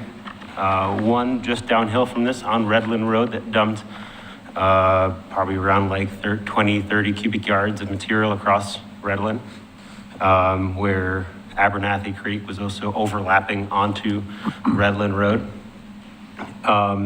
Saw a house that got later red tagged in a community not that far away in Barclay with similar geotechnical conditions. And my thought here tonight is mostly around the understanding of the metrics, the geotechnical metrics, the groundwater conditions, the stormwater retention pond, the amount of water coming into the system and efficiently moving it through our planned utilities. It's my understanding that those metrics were based on now outdated values based on this December 2025 storm event. And I hope that in the months to come that a further grasp is summarized and understood about those flows. But that's all I really had. I really appreciate everyone coming out and talking to us and bringing up their concerns. I second them. Excellent. And with anyone else who wants to speak for a minute, they are welcome. Thank you. Thank you, Mr. Derringer. Okay, I am all out of speaker slips.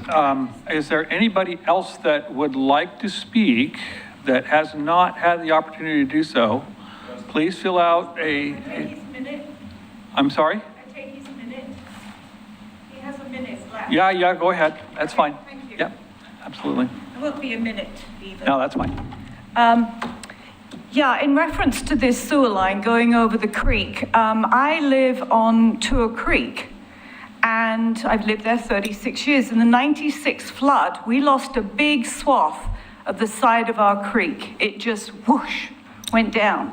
So as the last gentleman said, this is a geotechnical, I don't know the right term, but it's an area that is prone to landslides. So you've already got the development on a really steep slope, which has been illustrated by the fact that you can't have mitigation of runoff because it's too steep. And now you're trying to build a sewer line across a creek, that could collapse. So anyway, it is a very dodgy area. In fact, Scott Burns came to the concept plan committee meetings. He's the geologist, the renowned geologist.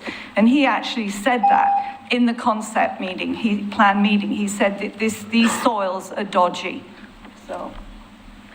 Thank you. I know I'm not aligned to ask, but do we have to come back to the hearing on the continuance? Should we all be here then? That's up to you. Is it going to continue all this? But you've submitted testimony to the record, so you have standing, and it would be probably in your best interest to attend the hearing, the next hearing after this. Okay, that's fine. It benefits everybody. Is there anybody else who is interested in speaking who has not filled out a speaker slip? They will need to fill one out for me and give it to staff. And then, yeah, they can come up and I can call your name and you can come on up here and provide testimony.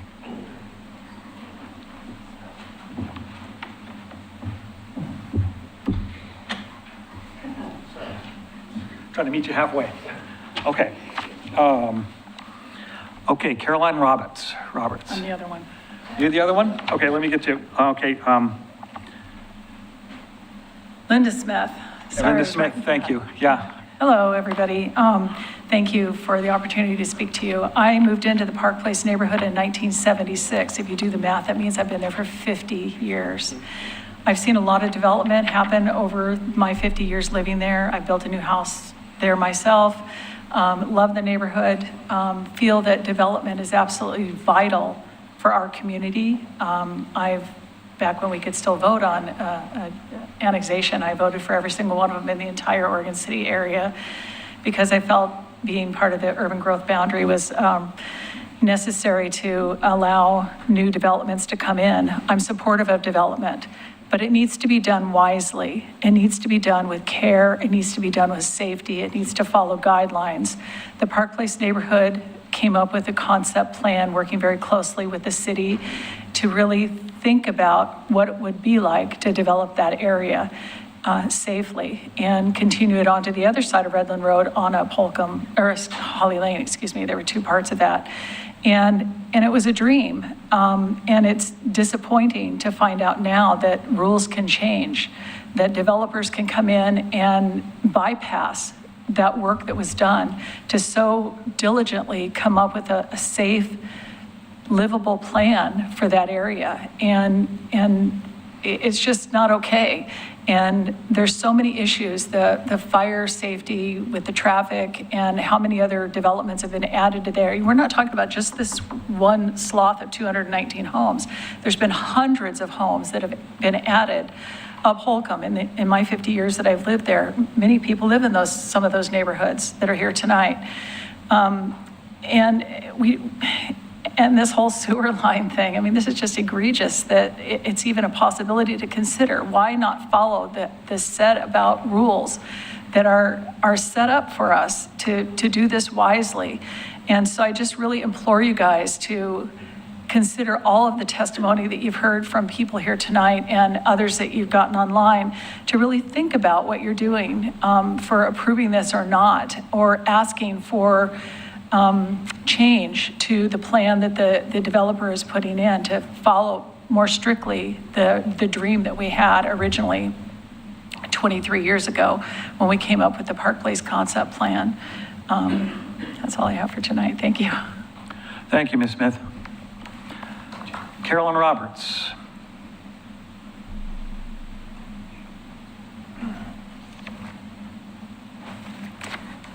Good evening. My name is Caroline Roberts. I'm a resident of Oregon City in the Abernethy Landing neighborhood in the Park Place area, and I'm part of the new development that's happened. We've only been in our house since 2022.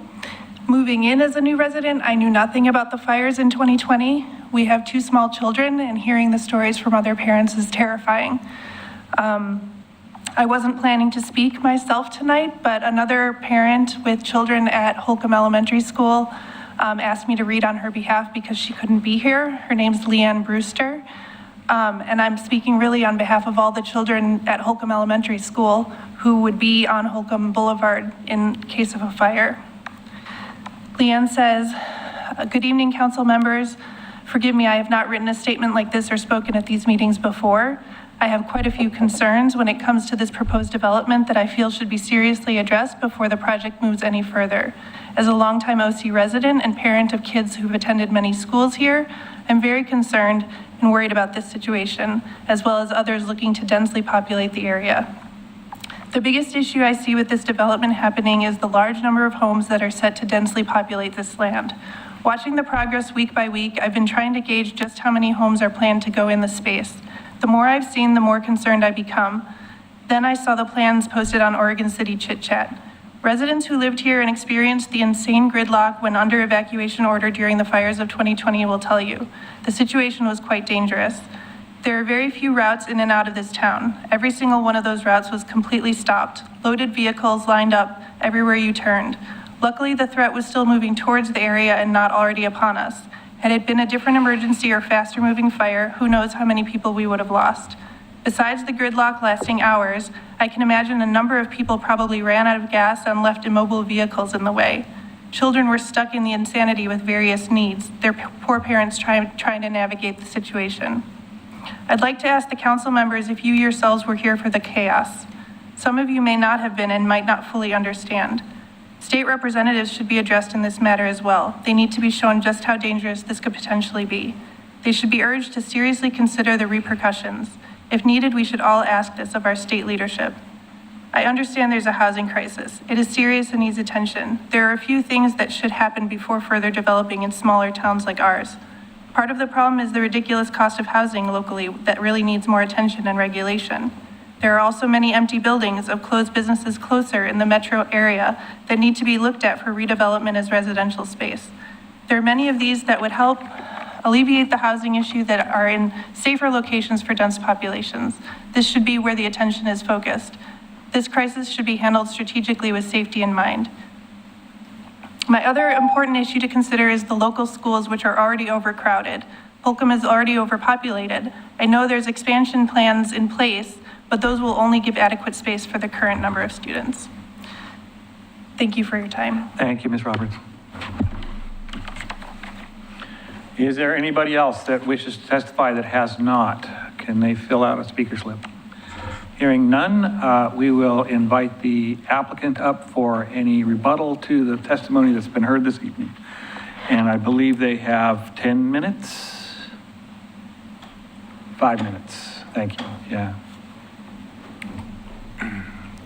Thanks very much. Obviously, a lot of heartfelt presentations from people in the community, and quite a lot of information that I can't digest and properly address right now. So we'll look forward to doing that over the course of the next few weeks.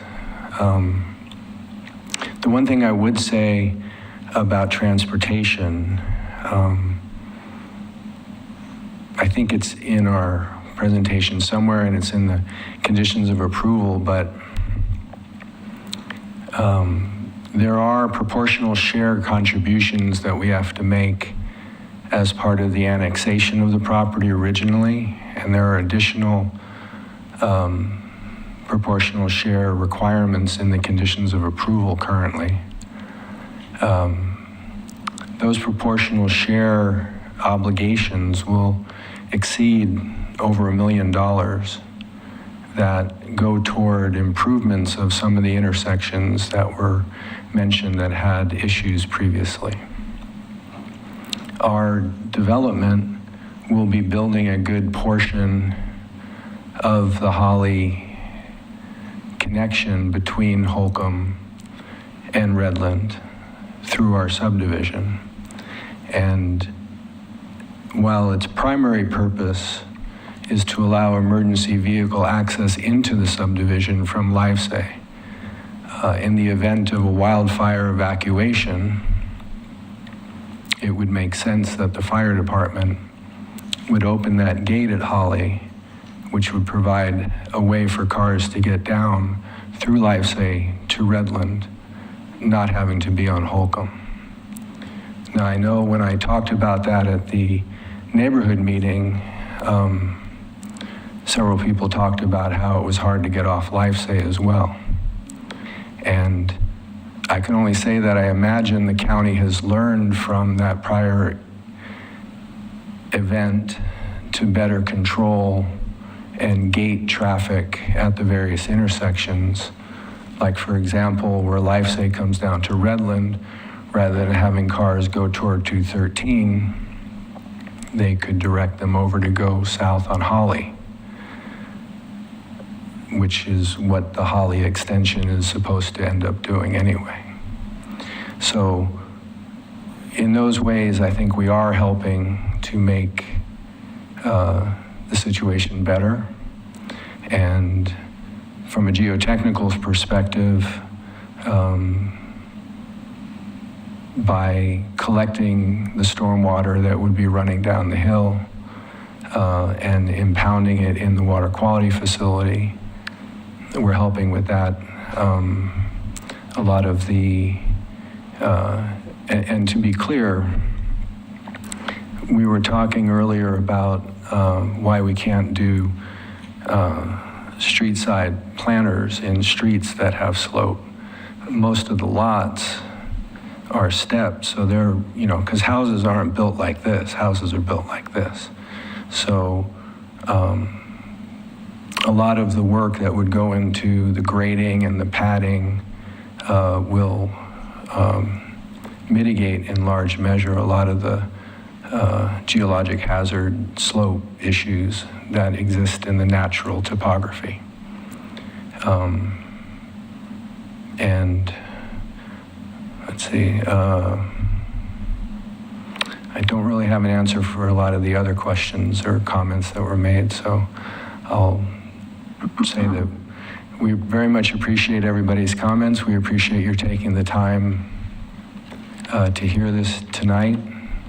And again, we do agree with and recommend that you continue the hearing until, I think it was the April 11th, is that what you said, Pete? April 13th Planning Commission hearing, so that we have time to get in front of the NRC and get their comments to you ahead of that meeting. So thank you very much. Thank you. So, is there any comments that the commission would like to make? Otherwise, I would entertain a motion to continue. I'll make a motion to continue the hearing until April 13th, 2026. I'll second. Motion made and seconded. Can we have the vote? Commissioners Law? Aye. Commissioner LaSalle? Aye. Commissioner Meidig? Aye. Commissioner Guymont? Aye. Commissioner Henderson? Aye. Vice Chair Dole? Aye. Chair Espy? Aye.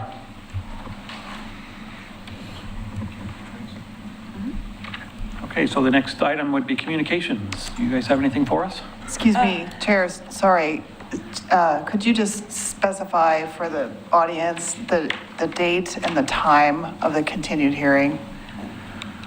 Right, so that is, the hearing is being continued to April 13th April at 7 13th, p.m. 7 p.m. in this room. In this room. All right, I apologize for that. It's getting late. Thank you for that, I appreciate it. And for even more communication, the record will be left open for any additional testimony the public would like to provide. Right, yeah.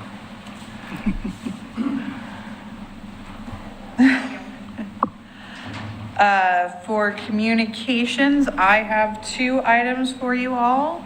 It is our understanding that for the week of the March 23rd meeting, that is the glorious time of spring break. And we do have a couple of agenda items for that meeting, so we do want to ensure that we have a quorum for that meeting. It should be a lot easier now that we have the full docket of wonderful commissioners. But if we can get a, yes, we're going to have it tonight, great. If not, then we'll send out an email with a voting poll to make sure that we have that quorum. So if anybody has any definitive answer, let us know, and we'll get forward on that.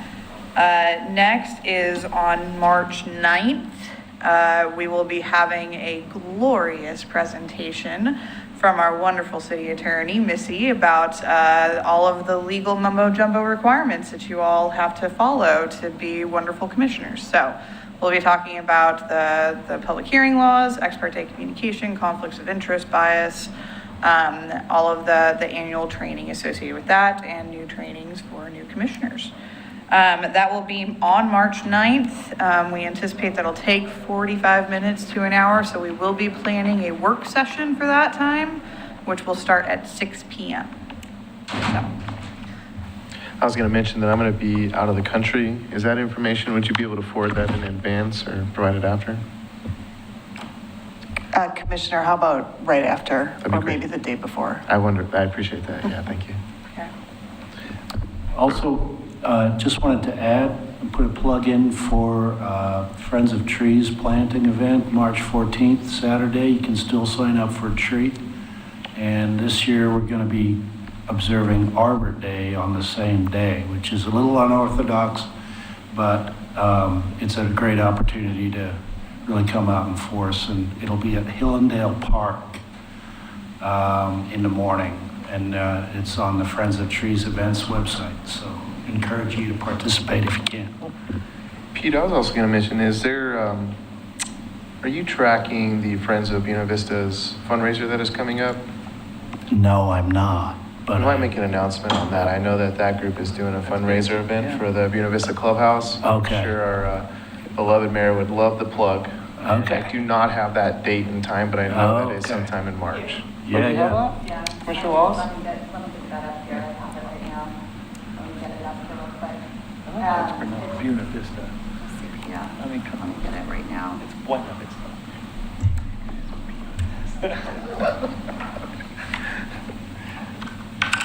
The proper Spanish is It is Save the Buena Vista Clubhouse Pi Day fundraiser, March 14th from 2 to 5 p.m. at St. Paul Episcopal Church in Oregon City. Thank you, Commissioner Wallace. Okay. Thanks very Come much. plant a tree and then go eat a pie. Buy some pie. The other thing that I was going to mention, I wanted to say welcome to Commissioner Henderson to our esteemed commission. I think you were appointed and approved at a city commission meeting?